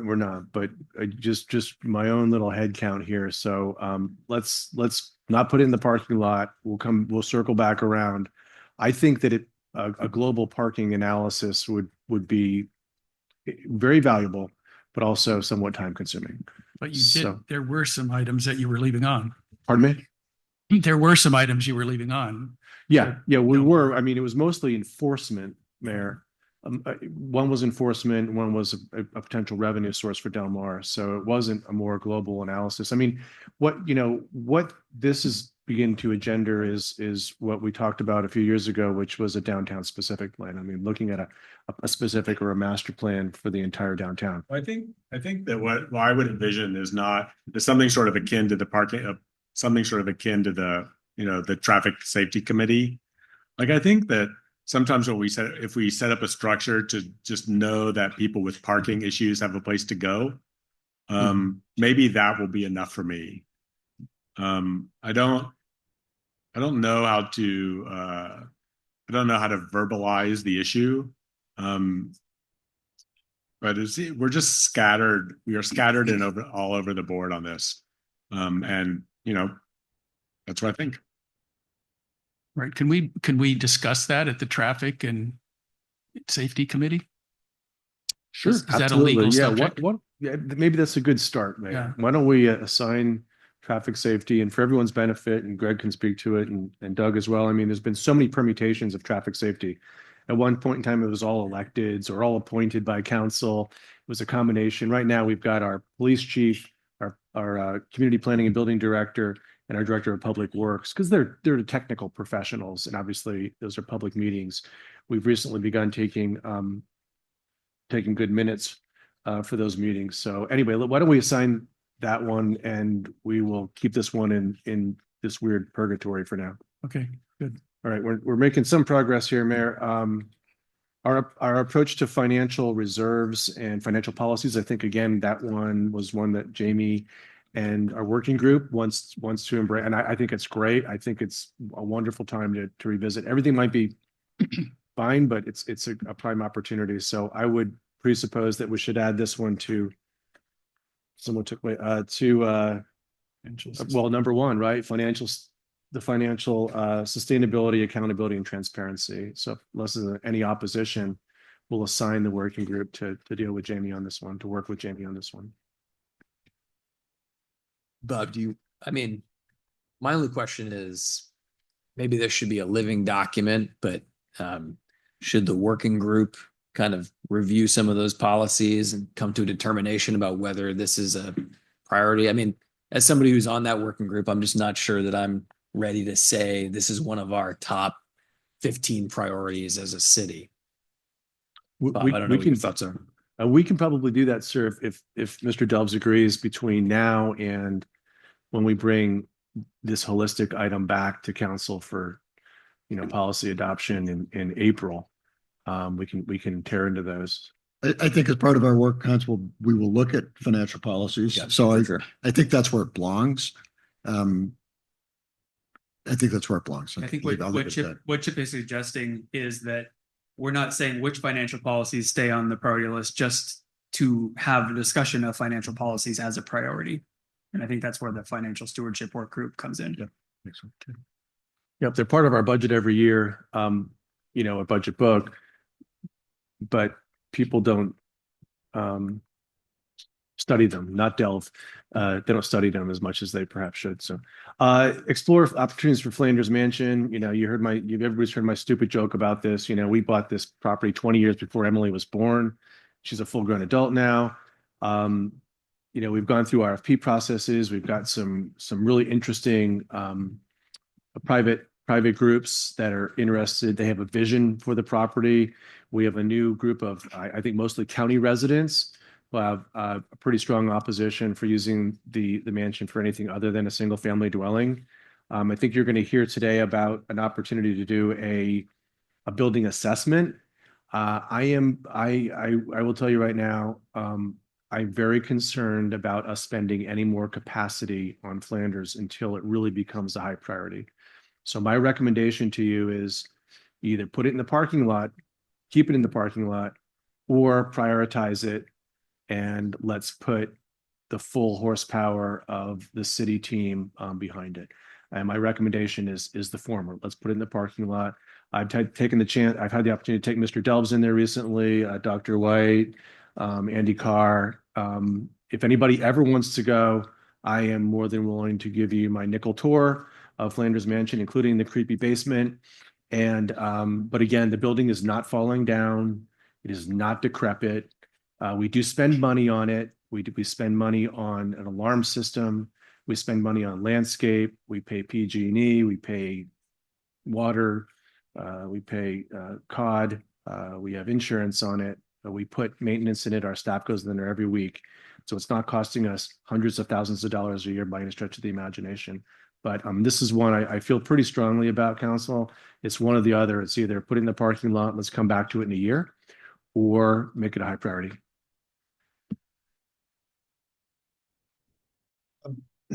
So I hear you. And I think putting it in the parking lot and coming back to it in a year makes sense. I mean, I've met with various groups, and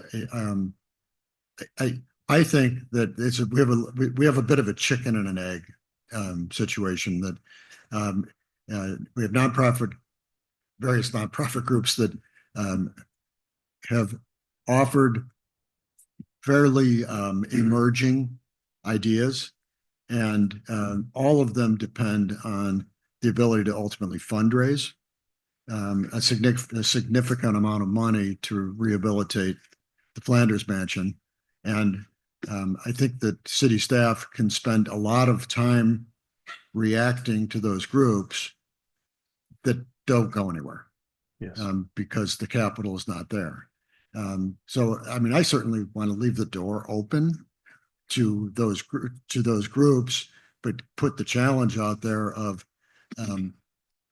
putting in the effort to organize yourself to the point where you've got a board that that says something that represents a broad swath of the community, but that you've also got something more than aspirational fundraising, but that you've got some people that would seem to be donors, and that you can raise $3 to $5 million, because it's probably a bigger number than we think to actually get that. So that's where I'm at. If I may just really quickly, I mean, that's a perfect contrast and study between the CPLF project and the Rio Park project, the Bridge to Everywhere project, and this one, which again is, you know, even a little bit of our time is a capacity drain. And again, my instructions from you was to push back, and this is one I'd like to push back on very politely. So Mike, do you want to speak? Well, get started. Try to keep it moving.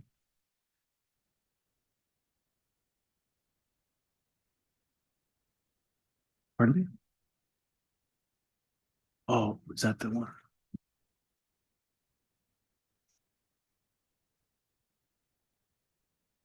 So, hi, everybody. Mike Buffo, founder, executive director of Carmel Outlands. Hi, city staff and city council, mayor, and my elders of Carmel-by-the-Sea. I'm going to try to be very concise. I put together a few slides. Councilmember Delves, I'm glad to hear you say that, because today we have a big announcement that our organization is prepared to conduct a feasibility study of the Flanders Mansion at no cost to the city. We're seeking just 2 days of access to the property for our contractors to come in and take measurements and provide a professional assessment.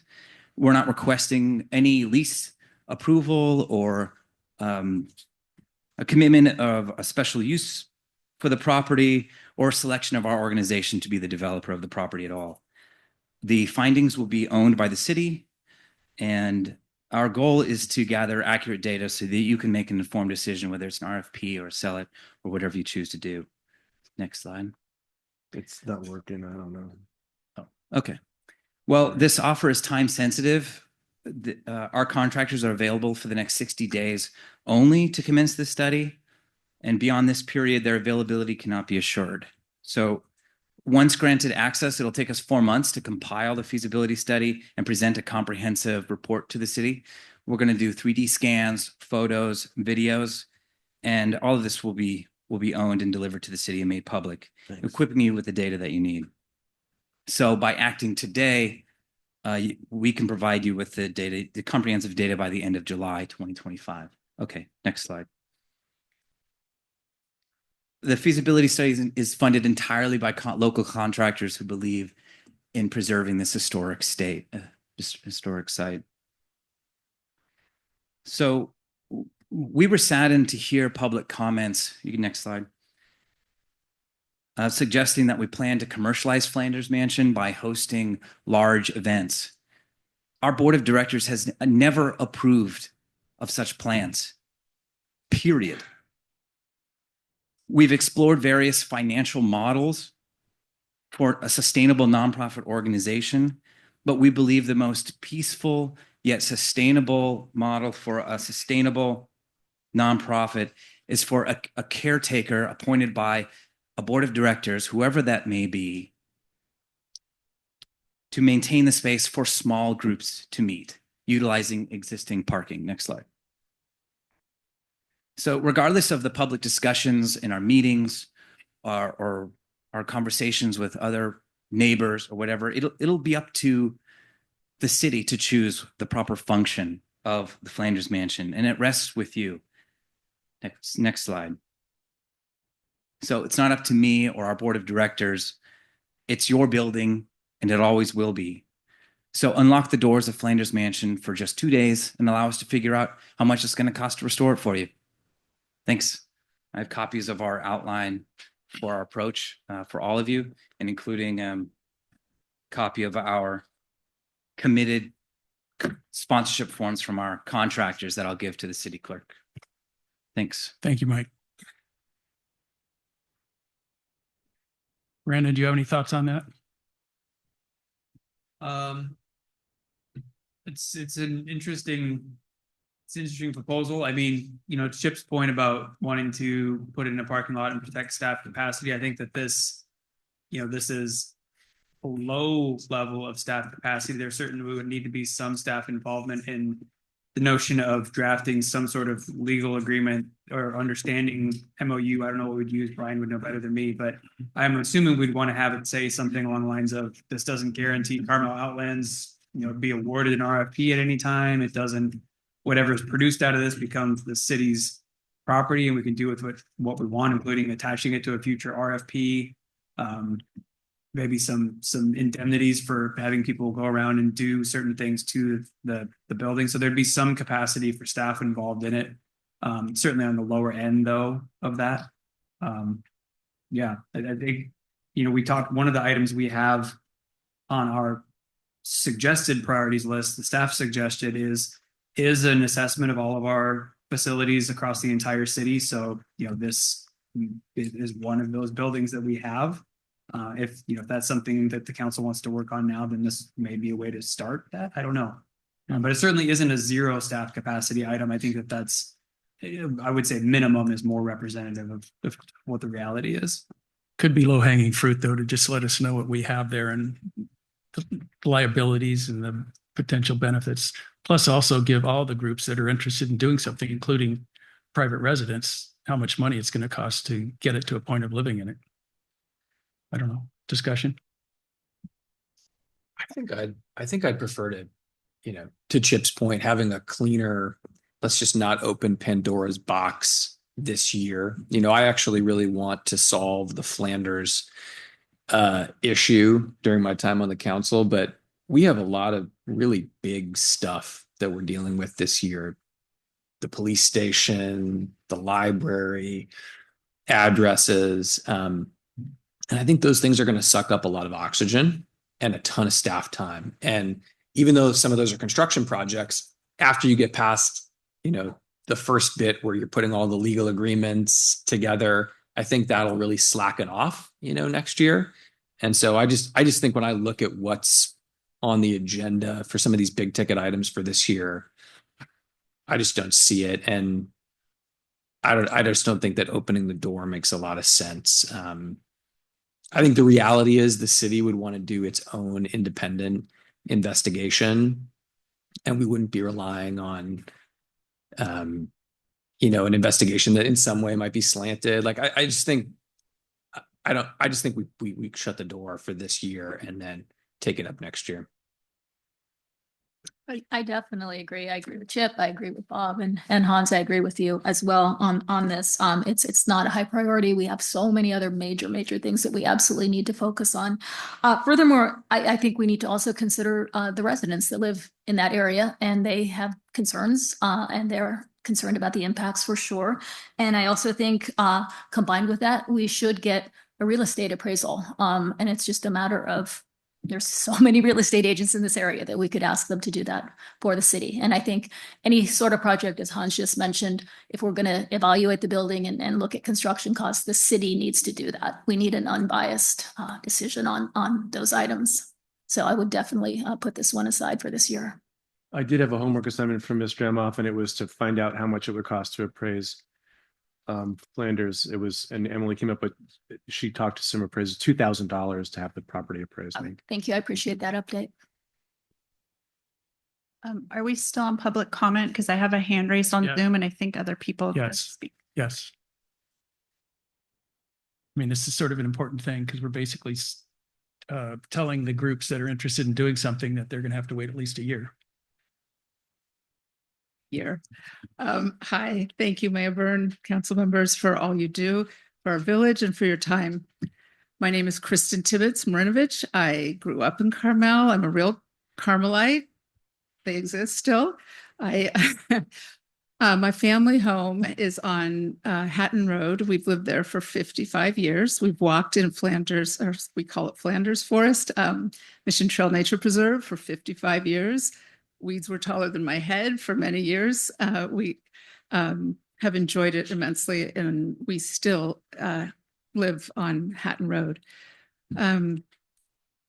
I'm here today because of my concern over what might happen to Flanders. My parents and neighbors and community members have dealt with Flanders issues throughout my lifetime, and it's my goal that my boys don't have to deal with Flanders in their lifetime. My real hope is that there can be a resolution that will be a benefit to the city and a benefit to the community. We've watched Friends of Mission Trail Nature Preserve beautify Flanders Forest over the years, and particularly at the benefit of the city at no expense, just through volunteer time and labor. And it's been amazing. If you haven't walked the trails, you need to. We've formed a group, Friends for Flanders, partnering with Friends of Mission Trail Nature Preserve in order to find a long-term resolution for Flanders that has low impact and high benefit for the city, to include no expense to the city. We absolutely intend to fundraise for our plan, and we agree with the numbers you're talking about. We have donors and supporters already lining up behind us.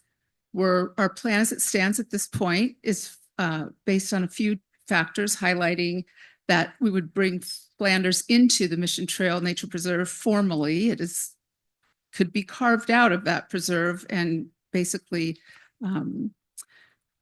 cut off from the rest of the 34 acres. We are opposed to the private sale of Flanders, simply maybe the fencing that would go around, the access to the driveway. It would just completely change the way Mission Trail Park is accessed and used. We're opposed to an event center. There have not been any traffic surveys or studies. And on Hatton Road, if you haven't noticed, that it's already providing a byway for Highway 1 when it gets congested. So we're very concerned with parking. We have had people parking in our own driveway saying they're going to walk in Flanders. So or Mission Trail Nature Preserve. So it is a reality already that we have parking and traffic issues on Hatton Road. We are in the county, so this would also require a county EIR as well as a city EIR. So the expense is not just a feasibility study. In any case, I just want to highlight a couple things. No, we need to move on. Okay, may I just highlight the three? 10 seconds. Bringing in Flanders to the Mission Trail Nature Preserve, having a resident ranger who would be a caretaker, and also a fellowship program, which we're really excited about, and already having started partnerships with local nonprofits and academic institutions to bring kids into study and research that would benefit the city. Thank you. Any other comments? Quick ones. I know we've had people that have been waiting all day to do this. Robert. Good afternoon, Carmel. What a beautiful day today is, and how lucky for us to live or work here. Just took a glimpse outside, and wow, how lucky we are. I just wanted to say something quickly about the bridge to everywhere, just because I didn't get a chance to, just really quick. I know nothing about it really, and I like the idea of being able to connect things. I'm able to somehow access just about everywhere anyway. Currently. And just one thing to mention is, when you think about all the parking by the breakwater there across from the monastery and the thousands of people that impact Point Lobos. I remember 30 years ago when you could run all of Point Lobos in the morning and not see anybody until, about 10 a.m. And now there's thousands of people. And it's just a change. And I think it would be something to consider impact to everywhere too, because there would be some version of impact. And I think you just need to at least consider that as you're moving forward for the grander vision. I'm not saying it's a good or bad thing. I'm just just hearing about it today, so I thought I'd mention it. But I was really here to speak about Flanders, and I was hearing your priority themes about making the village a better place to live and work, and you're exploring opportunities for Flanders. And listening to the $38 million budget, I think you've mentioned today, Flanders, I think, could easily achieve about $5 million for a sale. I think that would be really easy to do. If you invested that money in 4% or something, you'd have $17,000 coming in perpetuity for Carmel-by-the-Sea. Somebody would move in, they would restore it. Everybody could enjoy the beautiful Flanders from afar as they have over these many years. I'm sure someone put a tasteful grape stake fence around it. I can imagine they would put up a huge fence to block their views. And you could have totally unfettered access for everybody to enjoy. All right. Because this has been a 50-year debacle. And I think the little pebble that this gentleman mentioned has become a boulder over the years of debate and expense. And it probably isn't going to go away soon. So we need these beautiful green spaces to go and just find a little respite. And sometimes putting a spotlight on these places is maybe not the best idea. Sometimes less is more. Okay, so you're in favor of selling it. So yeah, I would Okay. say if you sold it for $5 million, you would increase your budget currently by 13%. Yeah, I got it. Okay, thanks. Yeah. I think we're ready to move on from this. Okay. It sounds to me like council is in favor of tabling this for the time being, correct? There's a hand raised on Zoom Okay, and I think one more. one more person. Please make it quick. We're going to run out of time here. Sorry, I don't have the best of hearing. Am I allowed to say Yeah, something on this go ahead. subject? I'll give you a minute. We need to move on from this. I'm sorry, sir? I'll give you a minute. Go ahead. A minute. Yes. I'll do it in 45 seconds. Perfect. I love that. First of all, I gave out to the clerk here earlier something right here. It's called Ode to Mission Preserve. I just want to say, I'm not going to take responsibility. My wife wrote it. Well, actually, she came up with the words, but I wrote it down, so I kind of shared in it. Okay. But we support the sale of Flanders for residential use. We live on Hatton Road, so I know the area quite well. But this area, I can't believe, was ever meant for commercial activity. And to treat it otherwise would unravel the fabric of the neighborhood forever. And I would simply say this to you, that is, from what I've heard, sometimes things being proposed for commercial use would alter that area, that preserve forever. And the serenity would be disrupted. It's a residential haven, not a business zone. And I'll simply close by saying, we're not just trying to protect the land, we're trying to preserve a way of life, a legacy. And this is the important part, ladies and gentlemen, and a future for generations to come. Thank you very much. Thank you very much. Was there one?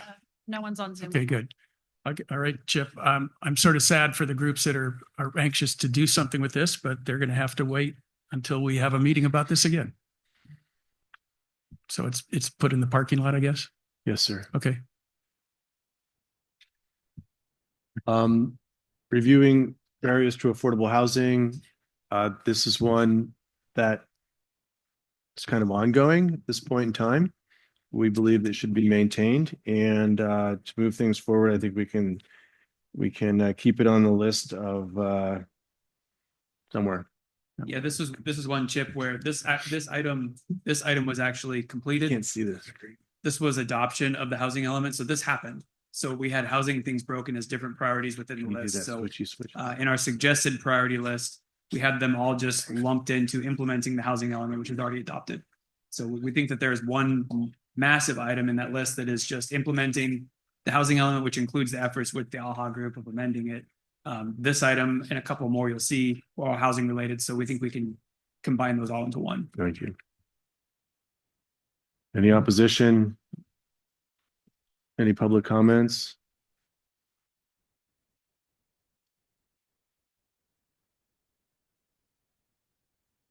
Do I understand that you are calling this completed just because we certified the plan?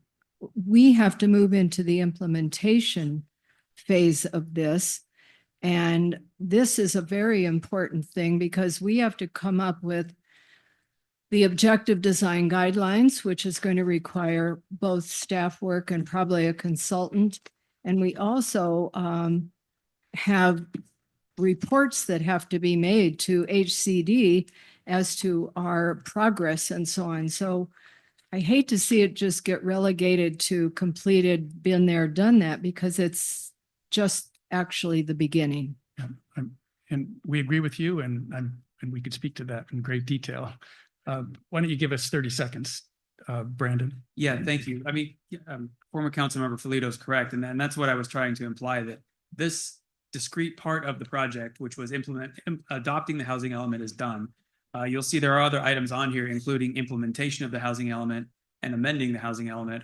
All those things are ongoing, which is why I suggested staff's, the senior staff's suggestion is we have one item in our suggested priority list, which is implementation of the housing element, which also includes amendment of the housing element through the AHA efforts. Yeah. And Anna led a meeting this week, and it's amazing the level of detail that Marnie went into, and it was a fantastic meeting. Yep. All right. Thank you. ADU. So this item is, under the same umbrella. Again, it's not coming off the list. There's implementation. There's the amendment to the housing element. There's the objective design standards. There's the ADU ordinance. There's a litany of things that will continue to move forward. So we're recommending that this be maintained as a, this umbrella topic as a priority for the council. The ADU ordinance is being lumped into that? Yes, sir. Okay, so those two things are both checked off. Okay, good. Yeah. I'm sorry, you're lumping the ADU ordinance with the housing element? Because the housing element employs, ADUs as a strategy, we're far down the road on the ADU ordinance. We plan on having another public workshop in, what month are we in? February? In April, the first part of April. So we're going to launch the draft, the most recent draft that the Planning Commission saw for a month to the community, and then we'll have another workshop. So it's ongoing sort of alongside with the housing element. It's not technically under the housing element. The adoption of an ADU ordinance isn't part of our housing element, but it does go hand in hand. So we're moving them along together. Like I said before, I tend to think that when we aggregate too many things, it can obscure rather than clarify. And so I actually think the ADU ordinance is very important and overdue. And I actually think it should be a standalone item just to clarify the level of importance that we assign to it. And functionally, it's not going to change the staff time. I guess it's just the optics of how it looks on here. And it's kind of the accountability piece to come back. We talked about making this how we track your performance, Chip, our performance as a council. And I think it's one we want to come back to and say, did we get this done? You used you used something called ranked order earlier in your introductory comments, and we can do it anyway. The way I saw this is, again, it's kind of a roll down under this umbrella. There's several things, including the ADU ordinance. We can certainly highlight it as its own because it is really important. So I support that. Pardon? I support that. I support Hans's comments as well. However you can make it stand out. Yeah, okay. You should. All right. Well, thank you, council. All right, we're motoring along here. Well, there you go. So we'll figure it out. We'll bring it back to you. How best to highlight it. We'll use big font. Just leave it as its own item. Just get it done. Just get it done. Hey, thank you. Then it can drop off. So you're just going to leave it. We'll leave it as a discrete item. Yes. Yeah, perfect. Okay. Yeah. Thank you. Thank you. Message received. Yeah, thank you. The design guidelines, obviously this is one that's really close to being done. Brandon promised me that before my whatever next birthday it would be adopted. So hopefully we're going to bring back the ordinance and the design guidelines in the next by summer or in the summer. So we're very close on this. Is that a nod? Yes, okay. Yes, we've reinvigorated our design traditions steering committee meetings. Those have been going really well. We have a lot of meat to put back on the bone with respect to the first draft, but all the parts are there now. Now we're just constructing it. And I pulled in one of the planning staff And as Chip mentioned, this is one of the few items that I'm going to retain, but Anna's going to work with me on it. So we're basically have 3 people working on this now. Very good. All right. What is the council and planning commission review process look like for this item? So the way it will go is once we have the revised draft, so this is effectively the 3rd draft, I suppose, in the form that we're happy with it, with the pictures in the right place for the residential and the commercial design guidelines. We'll send it out to the community. So there's like a nice chunk of time for the community to digest it. And then we'll start through the process with the planning commission and the city council, make sure we're on the right track. And if we get it right, everyone's happy with it, then we'll start the adoption process, which goes, there's an ordinance to implement things like that. Planning commission makes a recommendation to city council, 2 readings, and then it goes to coastal commission for adoption. But we won't get to the formal adoption hearings until we've done the more workshop feeling meetings to make sure everyone's on board with what we've done. That's what will be coming in the summer. And the council will see it before we're not, our first chance to comment on the guidelines is not going to be at an adoption hearing. Correct? That's correct. So we would not do that to you. Yeah. That would be unfair. Okay. I would note that there's an item on next week's agenda, which is the adoption of an ordinance, which I don't think anybody had necessarily heard about until it showed up on the agenda. So I want to just check. Yeah, I was just speaking to the design guidelines. We wouldn't do that to the entire regulatory guide section of the entire city. But yeah. Okay. Yeah. And one of the things that has concerned me that I've sort of repeatedly spoken to staff about is the scope of this thing keeps getting bigger and bigger and bigger. And it seems like there's sort of scope creep and things get deleted and things get added and the pictures aren't good enough and whatnot. So when is the document going to go out for public consumption? So our plan is to have something that the public can start looking at with respect to the residential design guidelines and the commercial design guidelines, those 2 documents. We are hoping to have something in the next 2 to 3 months. So that puts and the intention is to give the community, several weeks with it, and then come and start doing those public workshops, planning commission, city council, and that's the summertime target. So we're in February right now, March, April, May-ish, and then June, July, August, we're doing those okay, workshops. So I would not be mistaken if I expected to see those documents hit the street by like Memorial Day weekend. I think that's a reasonable expectation. Yeah. Okay, because there's been some talk, I heard some talk that, the group was going to sort of reformulate their thoughts on metal roofs, since metal roofs seems to be bubbling about. And my sort of, I think, those 5 people on that commission were appointed by the 5 council members, and I'm the only person left.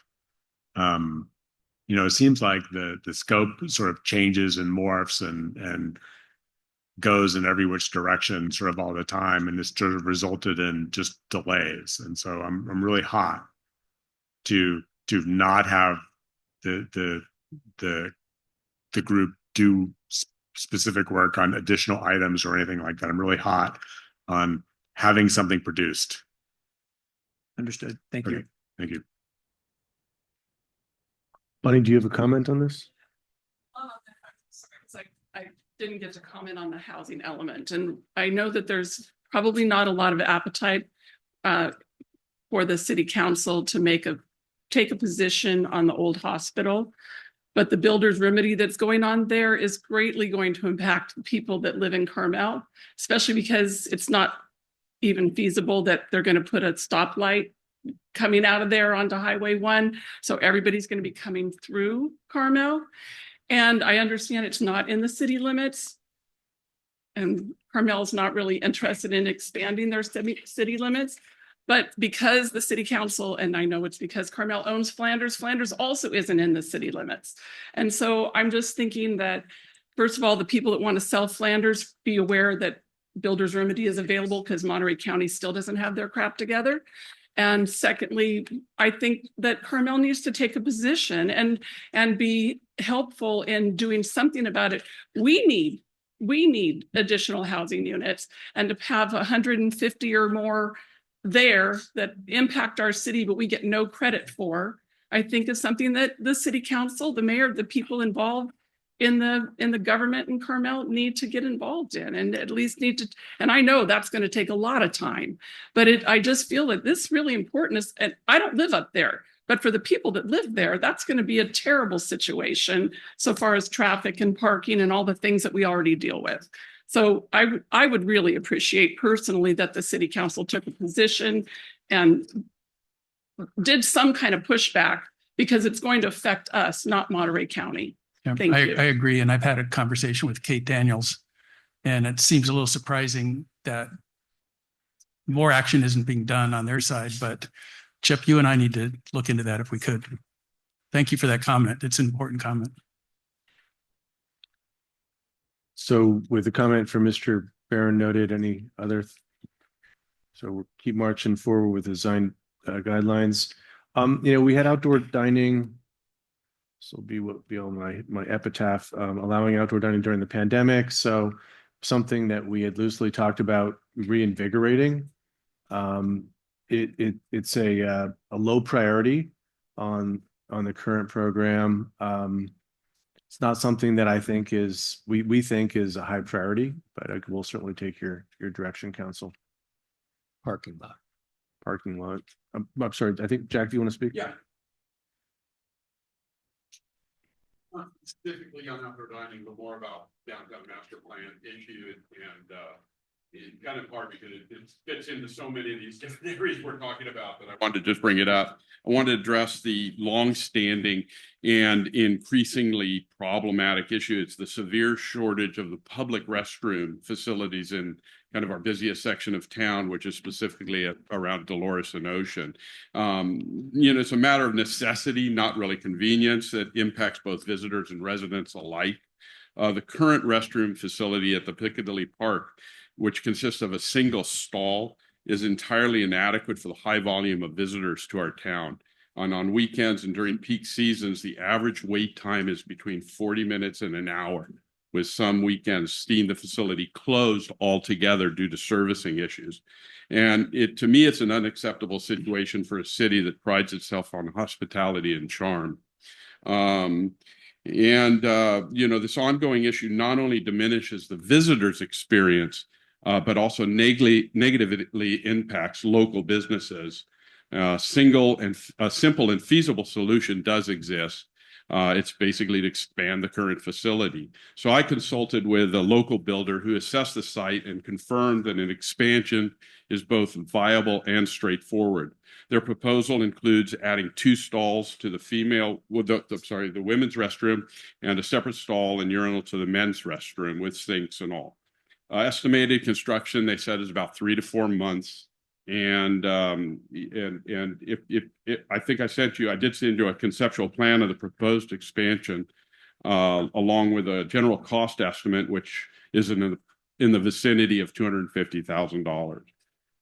So I just urge the city council to prioritize this matter in upcoming budget decisions and take steps towards implementing the solution. The current situation is just not an inconvenience. It's an ongoing embarrassment and a detriment to our town's reputation. Addressing the problem now will significantly enhance the experience of residents and visitors alike. And I urge this council to really prioritize projects as looking forward like this that will help create revenue for the city by augmenting the visitor experience. To me, prioritizing projects that create revenue really lead to being able to fund projects that are not revenue generating. And to me, it's a fiscally responsible thing to do and kind of a logical way to proceed. So I just thank you for taking the time to look into this. Appreciate it. Thank you, Jack. I didn't receive the plans. I think maybe send them to you, Mr. Mayor, but I mean, this would be a capital project. Yeah. So is this the time to bring it up or no, why don't you, if you three of you agree, then why don't you direct me and we'll have Javier added to the CIP for next year, and See if I think it's worth rises to- adding to the list I at would least. support. I think it was one of those emails that comes in, you're like, yeah, that's Yeah. a great idea. I agree completely. Okay. And that's So we'll three. add it to the CIP. But for this particular one, again, I've, the restaurants seem to have moved back inside. The ones that have private outdoor spaces they're on private property. We've not seen a hue and cry like we have in Pacific Grove to reinstate outdoor seating. Any opposition to basically excising this priority? Go Okay, ahead. great. Thank you, council. We're back to housing. Yes, ma'am. Why don't you come on up so we can hear you? Just ask your process question of them. Question, sorry. Are we still intending to complete at 3? And will there be time for public comment before the session is closed? I'm just curious where you are against the 24 items on the list. And Are we allowed to go past 3? Counselor, can we go past 3? Yes, we are. We can. I have a hard stop at 3, unfortunately. Could we continue without Hans? I wouldn't recommend, you Okay. can, but I wouldn't recommend that, sir. Okay, so it looks like we're going to stop at 3 and that's it. that's it. So no opportunity for comments before. Oh, you can make a comment. Yeah, you're there. Yeah, Okay. All go right. ahead. I just didn't want to interrupt being. You've already used half your time. I just, coming into today, I was pleased to see the presentation at the beginning, particularly with the focus on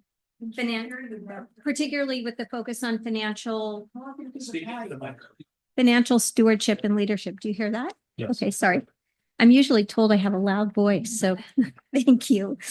I guess my concern is that we have a lot of deferred maintenance in this city, and it doesn't seem to come across in the list of 24 projects. And so in the beginning, it was helpful to see the focus on public safety. I think that was number 3, where you said maintaining our public safety and infrastructure. I feel that rather than maintaining, we're in a position of actually needing to improve our public safety and infrastructure. And I spend a lot of time thinking about our community and where we are and how do we have so much deferred maintenance and what are the ways that what we can do about it. And I think our goal is we all talk about wanting to keep Carmel timeless, but I don't think we want it to be the Carmel where time stood still. And right now, I think when we look across town, we see trees, we see sidewalks, we see beach access that's covered in plywood. We had a gentleman just tell us we don't have enough bathrooms. We have Flanders Mansion. We have an outdated police station. We have a lot of deferred maintenance that I think should be the top strategic priority of our city, to at least understand completely what that deferred maintenance is and build a strategic plan that includes accountability to begin making progress against a lot of those objectives.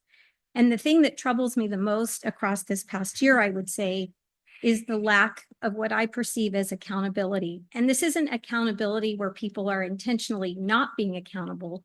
I think it's just that we have a lot of people who were under-resourced, were understaffed, were overwhelmed. And so the city council last year in July, so 8 months ago, a presentation was shared where we actually do have pretty good accounting on the deferred tree maintenance that we have in our town.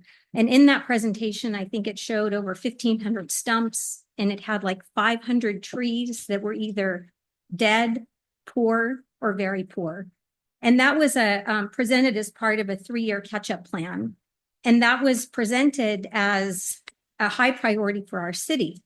And yet, if I asked you, how many of you know where we are on that plan? I'm not sure I would see a show of hands. And in fact, that's something that I wish I knew the answer to. I'm in a position to ask the question regularly about where are we, and we really don't have good accountability on our plan. So I think it would be really a huge improvement to our city processes if we could get a strategic plan in place that had scorecards and accountability that people could be reporting on a regular basis. I think that's at the heart of good financial management. And so I'm really excited to see that be the top priority on what was presented this morning. Thank you. Thank you, Kelly. We don't typically, it's a little bit of a different format, but I think that when Mr. Delves and Mayor Byrne, the whole purpose of trying to reformat these priorities was for increased accountability. So I'm excited to hear the comment, and hopefully again we can link some of these things up. Again, we still have too many projects right now, right? Yeah. But we're getting there. So if I may, Mayor, keep marching along here. Yes, I just had a quick reaction to that. Kelly's comment is about accountability more broadly and creating scorecards to track things. She's obviously the chair of the Forest and Beach Commission. We worked together. One of the things that I heard, maybe like the number one or number two item that I heard when I was out knocking on doors this fall, was tree maintenance.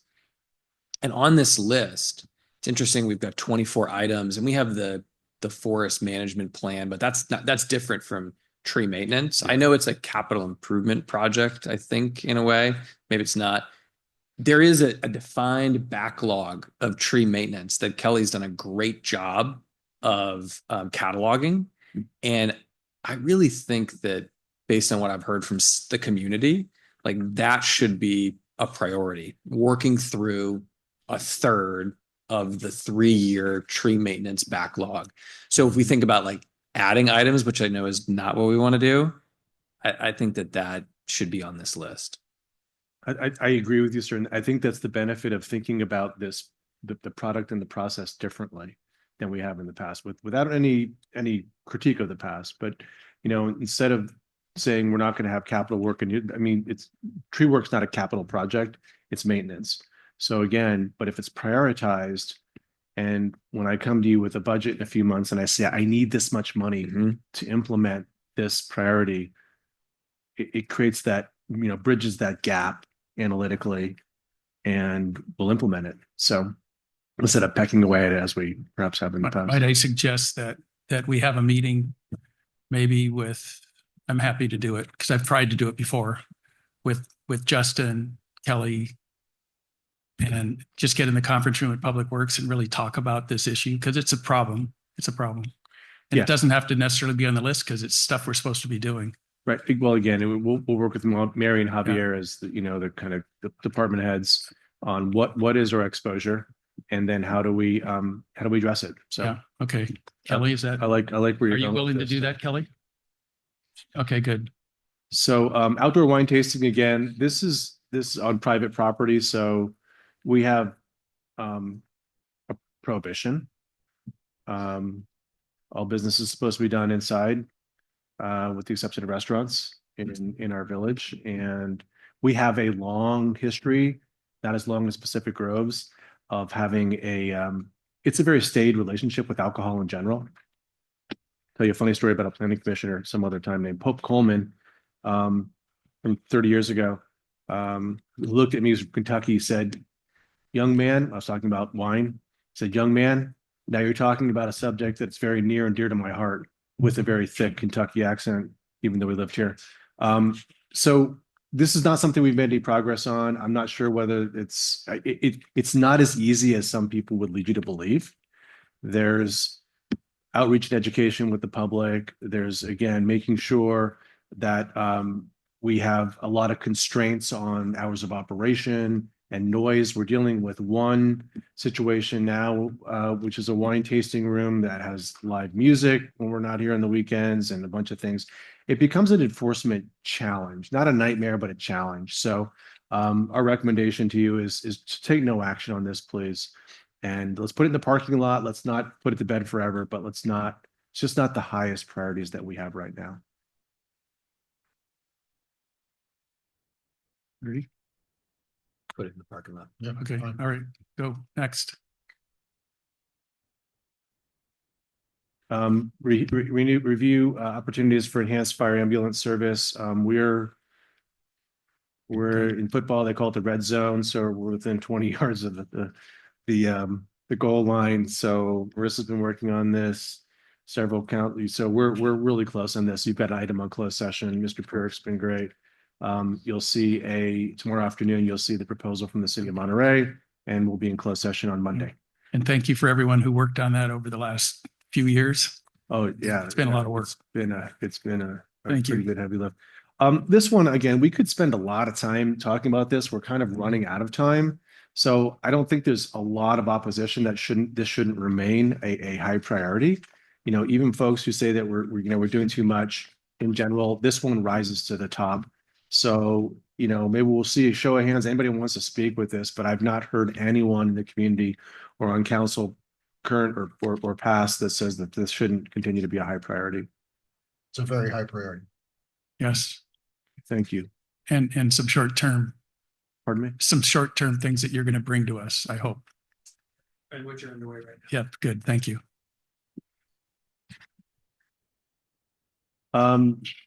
You know, this is one where, again, I told you earlier that the new high fire severity maps came out or coming out next month for us. I guess it's March. And but we need to continue to work to maintain our urbanized village. And it's not just in the urban core, it's in our natural areas, Pescadero, Mission Trail Nature Preserve. And it takes funding, right? It takes a lot of money to mitigate, to remove invasives, to remove fire, ladder fuel and the like. So, you know, I see this as being a high priority, but I mean, you talk about something that's directly linked to the budget. We're going to come to you with a number that says we need to continue to peck away at this using our own staff and contractors to help maintain, you know, our forested nature and not let it burn down. And I think what goes in hand with this, and Anna added it, is that next year, I think, is it this year or next year, we're reviewing the new fire and building codes?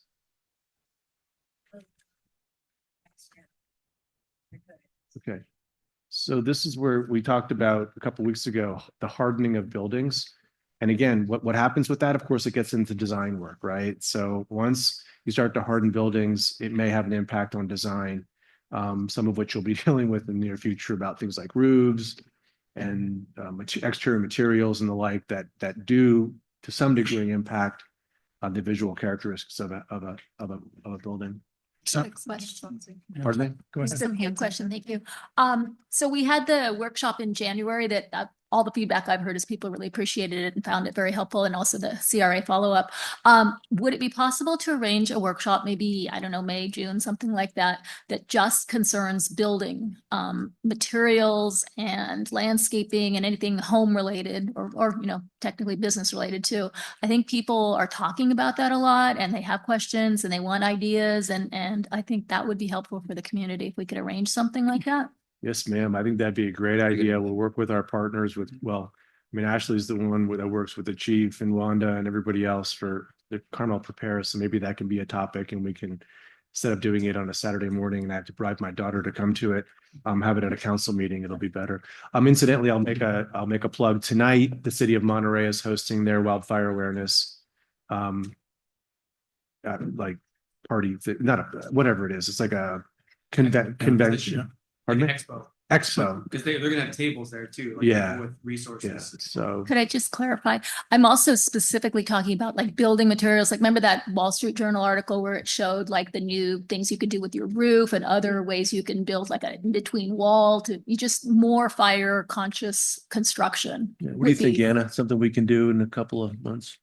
Get the thumbs up. Yeah, Brandon and I talked the other day about some things which we need to do sooner than later. I mean, people are building houses and stuff's basically become illegal. Yeah.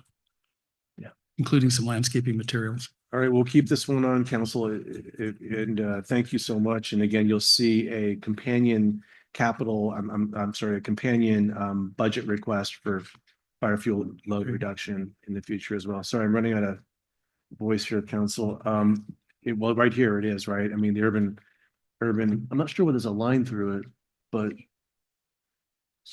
it's on the right. Okay, we missed. When we adopted Can you turn on the microphone, sir? Excuse me. Last year I think it was last year, we adopted the wildland fire plan, the community fire plan.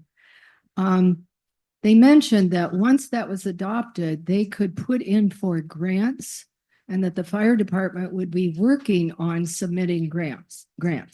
As far as I know, the only grant that was submitted was for a chipper and it was turned down. But I would definitely, as a resident of this community who's very concerned about safety, that we really push the fire department to actually go after more grants and also to provide evidence about the inspections that are supposed to be taking place. I know many people who live along Mission Trail at Crespi and so on.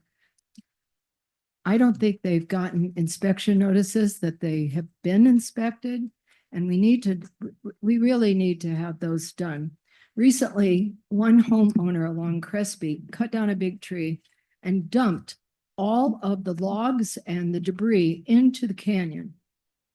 And that needs to be followed up too, because people are creating dangers on a daily basis when they don't clean up their own backyards. Thank you. Thank you, Karen. Chip? Hi. It's crossed out just to reflect that the name was changed. Thank you. So sort of as a last time you'll see it with that title. Yeah, now it's called the Carmel Right. Forest Management Plan. Thank you. Yeah. So again, we've got two members of Forest and Beach here, an ex-member. So yeah, this is an ongoing effort. The community survey went out recently, didn't it? Oh, that was for the beach. Sorry. So you already did the forest survey. So 13,000 public trees. All right. Any opposition to keeping it? Thank you. Underground utilities, Rule 20A. So we punched this through. So we have a project. Javier has an established district, and now we'll wait for PG&E to queue it up. So this one kind of comes off the list. We'll continue to monitor and keep you apprised. Moving along. It's not really an active project, is it? Pardon me? Did you submit an application for that, or it's just in limbo right now? No, we submitted the district that the council chose at Del Mar, and But so no, it's- no active project to actually underground the power lines. No, sir. Okay, it's just a district. No, The district's been set up. the district map shows which lines go underground and which poles go away. Okay, we don't have an active project to actually do the project. Okay, good. Coastal Engineering Study and Climate Committee. Coastal Engineering is plugging away, Mary, and we've got an item on next week's council agenda. Those are for the 4th Avenue outfall and something. Yes, there's one item on the agenda for the Avenue outfall and the staircases. And then we also are going to the Planning Commission and the Forest and Beach Commission in March on the adaptation strategies. Good. So Sorry, Chip, didn't mean to interrupt. I keep talking about the beach ramp that's been damaged for over 2 years south of 8th Avenue. And since we just a few minutes ago did a three council member vote to add something to the CIP project, could we do the same thing now with getting that ramp repaired and adding it to the CIP project list? There's 3 council members that would agree that that's an item. Yeah, Mary and Javier talked about adding that to the existing contract that's in queue for you to approve on Tuesday. So Mary, can you speak to this? I'm sorry, you have adequate funds or? So on next Monday at the special meeting, we'll be bringing an item for a design engineer that specializes in coastal improvements. And we're going to ask for permission to award a contract that involves engineering. And one of the items is not the beach ramp currently, but that can be added to that contract once we have that engineer on board. Okay, because it's really important that we get that repaired and ASAP. Okay. So I think if I could, Javier and Mary, maybe let's make sure that let's not make Councilmember Dramoff remember, although I'm sure she will, but let's make sure that we just highlight that in our presentation next week. That we would like to ask them to the CIP budget. We just want to get that guidance from the council as part of that. So we don't need to add it though to our CIP project if it's going to be done through that coastal. We would add it and you do all that right at that meeting. At the meeting. Yeah. Okay, got it. Thank you. Yeah. So this is a high priority item. Chief, I'm just to confirm in just a thumbs up, thumbs down. Public safety can get to the beach using Del Mar at this point in time. So Councilmember is exactly correct. We need to fix that ramp at 8th, but the community is not unsafe. We get vehicles on the beach. So Question. Yes, sir. before you move on. A couple of minutes ago, Hans talked about two items that were sort of conjoined into one item, and this is another example of that. The first part of it is the repair of our infrastructure at the beach, and the second part is the adaptation strategy. Those are two completely different things. One of them is funded through our CIP, through the or normal budget process, and the other, the $500,000 adaptation strategy, is being funded by that Coastal Commission grant. And I would ask that those two things be separated into two priorities so we can maintain visibility on both halves of that. I agree with that. I agree. That makes sense. So no different work, just two different items. Are we doing public comment at the end? Because I have a few hands raised on Zoom, but I don't know for time. Should we just save all the comments for the end? Yeah, we're getting close to getting through this list, so let's You're try to get pretty to 24. close. Want me to keep going, sir? Get to 24. Okay. Oh, sorry, I didn't see you. You're so tall. Go ahead. These separate, and I would just like to also mention that I think this is a little bit of an example where sometimes the grants we receive are it would be helpful for you to evaluate how much city staff time it takes to manage some of these grants, because I can tell you on the beach survey that just launched, we had multiple meetings about that. And the beach picture, if you've done the survey, it's only the beach from the 4th Street stairs down to the south end of the beach. And when people visit the Carmel Beach, it isn't from the 4th Street stairs down, it's the entire beach. And despite lots of input to include the entire beach in the survey, that was disregarded. And so I think that we need to be really careful when we're working with these contractors, even though when we get these large grants and we think they're great for our city, that they really meet our purposes in terms of showing the whole beach, letting people give accurate information, because I think the survey as it's released presently is not going to give us the best information that would be useful for our town, just the way it's been executed. So I would just comment that, we sort of had this discussion, like, I can't even remember how many years ago it was. We do not own the beach north of Pescadero Canyon. Like, that's not ours. That's the Pebble Beach beach. And I don't know why, I can't speak to like why it was omitted out of the survey that we did, but it's not ours. We shouldn't be like, that's Pebble Beach. Yeah, let us research it and answer the question. Unlike everything down to the Frank Lloyd Wright House. No. Yeah, but the point is if we're capturing information on how our beach is used, we should be letting people respond to the whole beach, even the part north of our technical property. It's just, I think it takes a lot of our city staff time to work on these grants. Thank you, Kelly. We're on 22. Stormwater ordinance, and we're just waiting for Coastal Commission to queue it up, so it's done. So this will be removed. We'll keep you apprised. Scout House. It's a low priority. This falls into the same category as Flanders for me. I think it's something I want to do during my time as the council, but I think we have a lot going on this year. There's a lady here earlier who used to dance there, but she not here. But yeah, I mean, it is. So just to reiterate for everyone who hasn't heard this, Max got our insurance company to put a new roof on it a couple years ago. It's got new downspouts and scuppers and if Flanders didn't make it, this probably isn't going to make it. So I agree. I've got a question on this description of it, because my memory of when we had that council meeting, I know that Richard Kreitman brought up his ideas about moving it, and he individually had hired someone that gave him an estimate. But this seems like we're more committed to moving it than I remember that we as a council decided. So I think that might need to be rephrased the way that's put. It just seems like I don't think that we agreed as a council that we're going to definitely be moving that building. I think we were just at most, humoring him, and maybe, I think we agreed to move it. I don't mean to contradict Alessandro. I think we agreed to move it to the South Latta Sunset Center, which was not something that I was particularly in favor of. But that's what sticks in my mind. Like, we're just gonna plop it down in the middle of all those historic buildings on a sunset. So if I could, counsel, so let us review that, because my recollection is somewhere between the two of you. So we all have a fuzzy memory of this. I know that I believe that we leaned more towards the moving it side of the camp when all the discussions and votes came up. And let us go back and look. It doesn't mean we have to do it. If this council says we don't want to do that anymore, that's fine. But we're not going to move it tomorrow, I guess, is the upshot. Don't worry. We'll find out and we'll bring it back to you, because certainly we're gonna have to come back to you and report how we restructure this, and we'll make sure we mention that to you. I think you'll have to explore the idea rather than. Yeah, exactly. Study. Yes. Ready? Take a vote on tabling it, Chip. Yeah, it's going to take, we're going to table, we'll put it in the parking lot, but yeah, the operative word is going to be study or analyze or explore or something instead of relocate. Okay, 24. Thank you, council.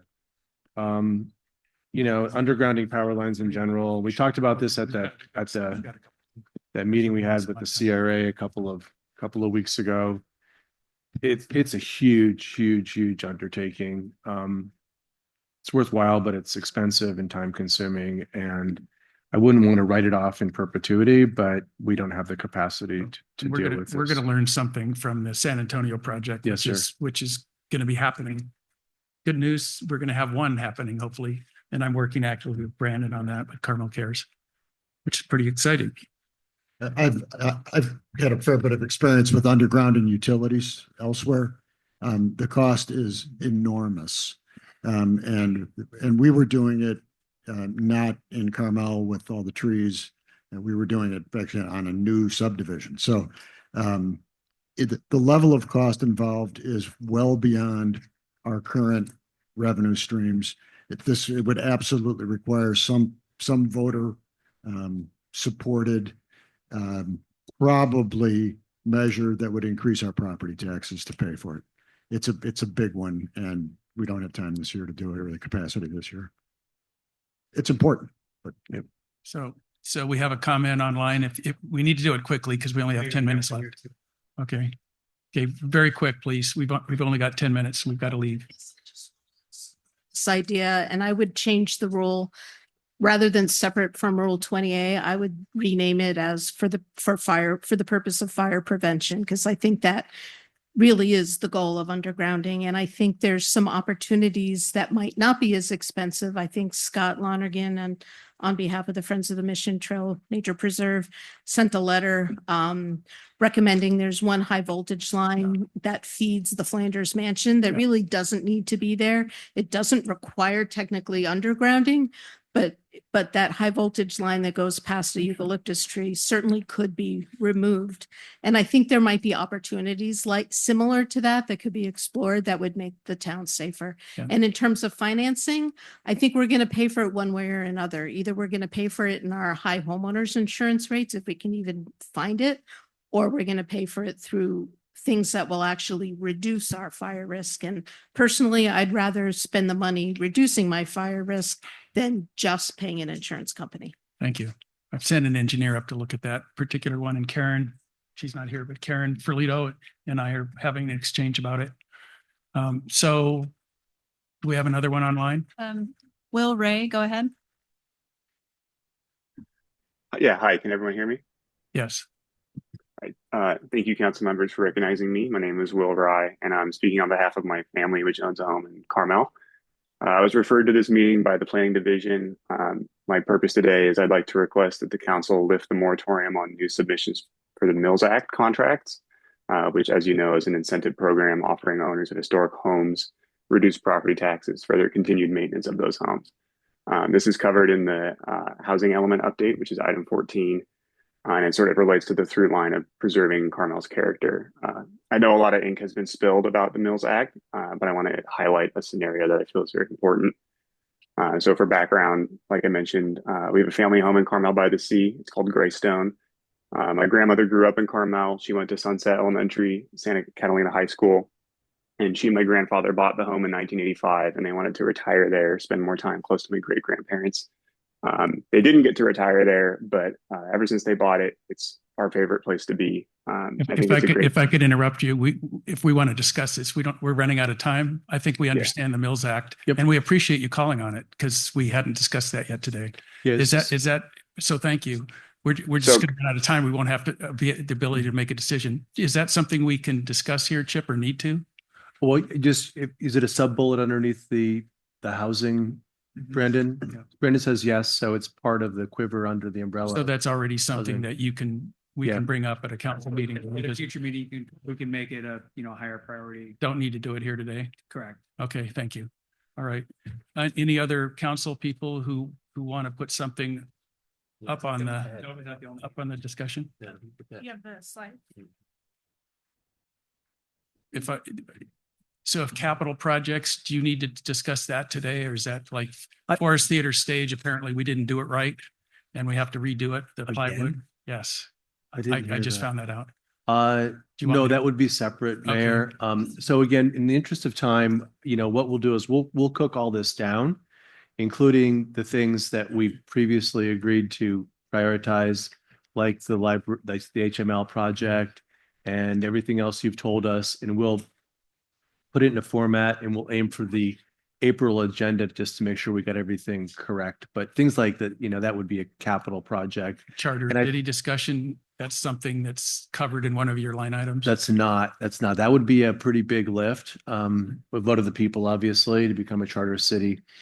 I mean, So, at some point, if we want to do other kinds of revenue Yes, sir. producers, plus contracting rules, I mean, there are a few things that might be a benefit. yeah, I would suggest we let the financial stewardship group just get through a year of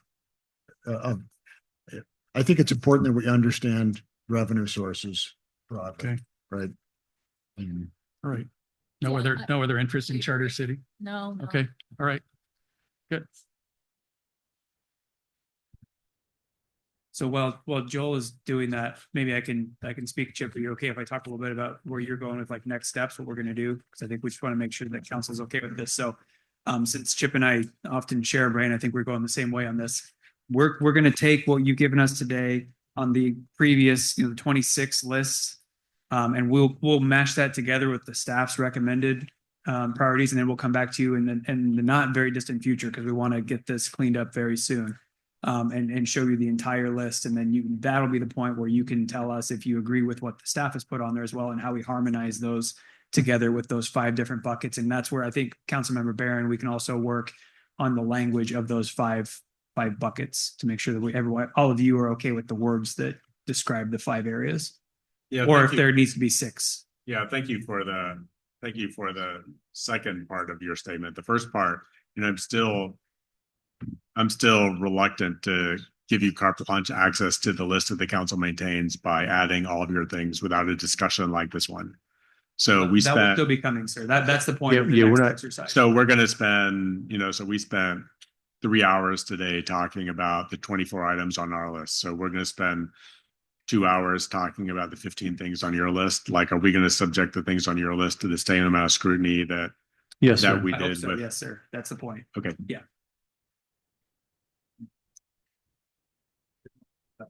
PDF in the wrong format.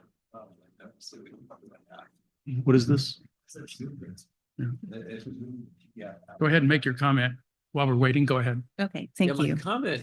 Is this on?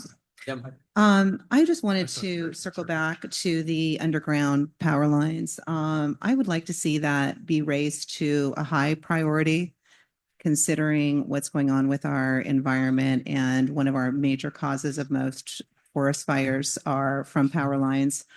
We do live in an urbanized forest, and I know that many people in this community are losing insurance and are paying higher premiums.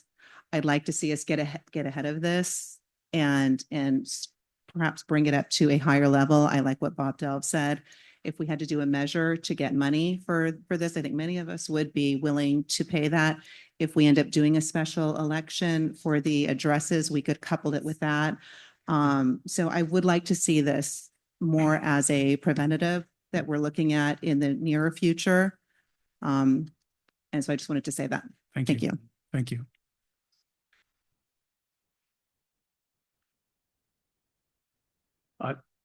This has been a very successful council. Again, it's not the last you'll hear of it, and we're really grateful to everybody that came and spoke. You did a great job, council. Well done. And- Chip. Oh, sorry.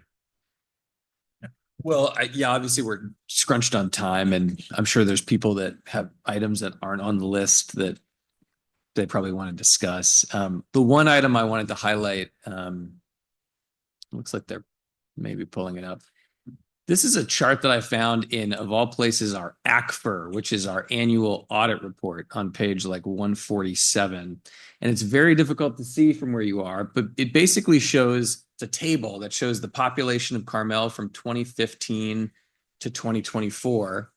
And over the past 10 years, we've gone from a population of 3,903 to a population of 3,122 in 10 years. And our median age has gone from 54 to 65. So to me, that's something that needs to be a priority for us, because that on a longer term basis feels unsustainable. So. Any suggestions?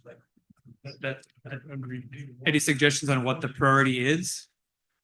Like recruiting younger people. Well, to move here? I don't know. Maybe it's a working group. I mean, I think it's one of those things that's in the background, so it's not as visible, but that's a big problem.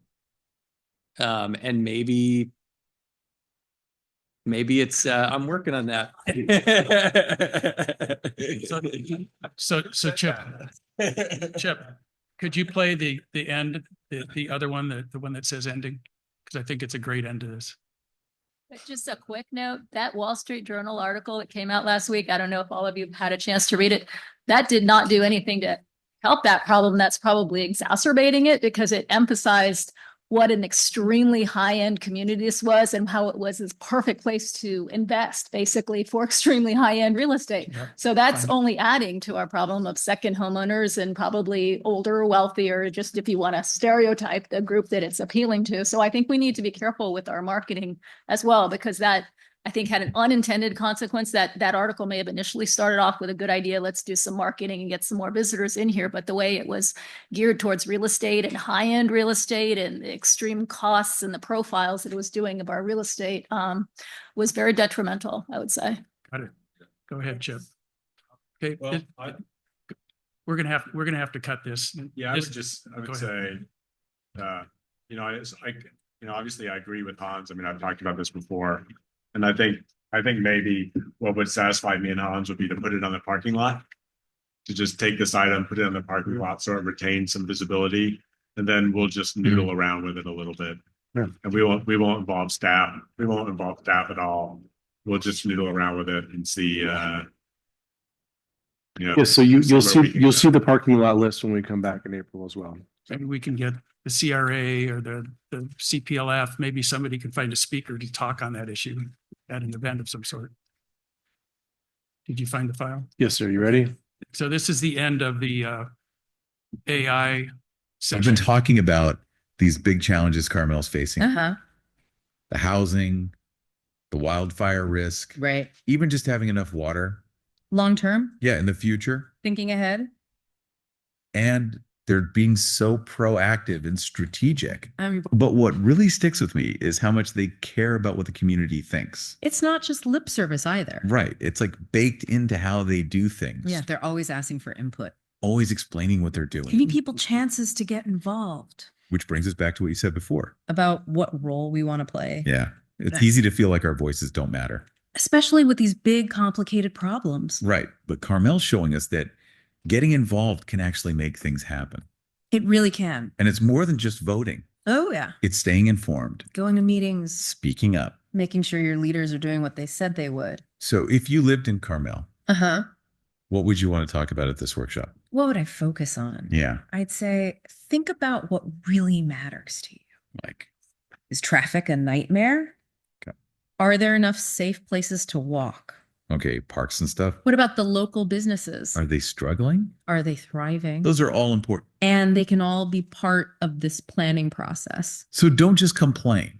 Right. Come with solutions. Be part of making things better. And even if you don't have all the answers, Yeah.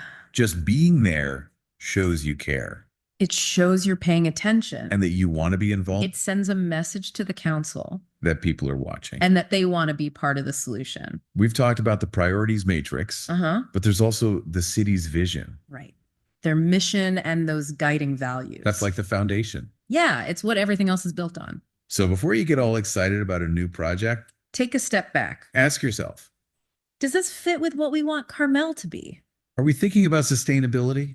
Are we thinking about everyone in the community What about the economy? and that special feeling that Carmel has? If the project doesn't fit, It might be time to rethink it. even if it sounds cool at first, Sometimes the best ideas Yeah. aren't the right fit. it's about making sure we're moving in the right direction Building the kind of future we want. for ourselves and our kids. It's a balancing act, though, It is. between what we dream of, And what we can actually do, the resources we have. the time, the staff, the money. It's tough, Yeah. but that's why these workshops are so important. They get people talking, Sharing ideas challenging each other and ultimately working together. to make Carmel the best it can be. Exactly. So we've learned a lot about Carmel-by-the-Sea It's a fascinating place. and how they plan for the future. It's a really thoughtful process. But the biggest takeaway for me, What's that? the future isn't something that just happens. We're not just along for the ride We make it happen by working together, by getting involved. by speaking up. So wherever you live, Yeah. Think about your community. what do you want to see happen? What role do you want to play Because it's up to all of us. to build the future we want? Thanks for joining us on this deep dive into Carmel. It's been a pleasure.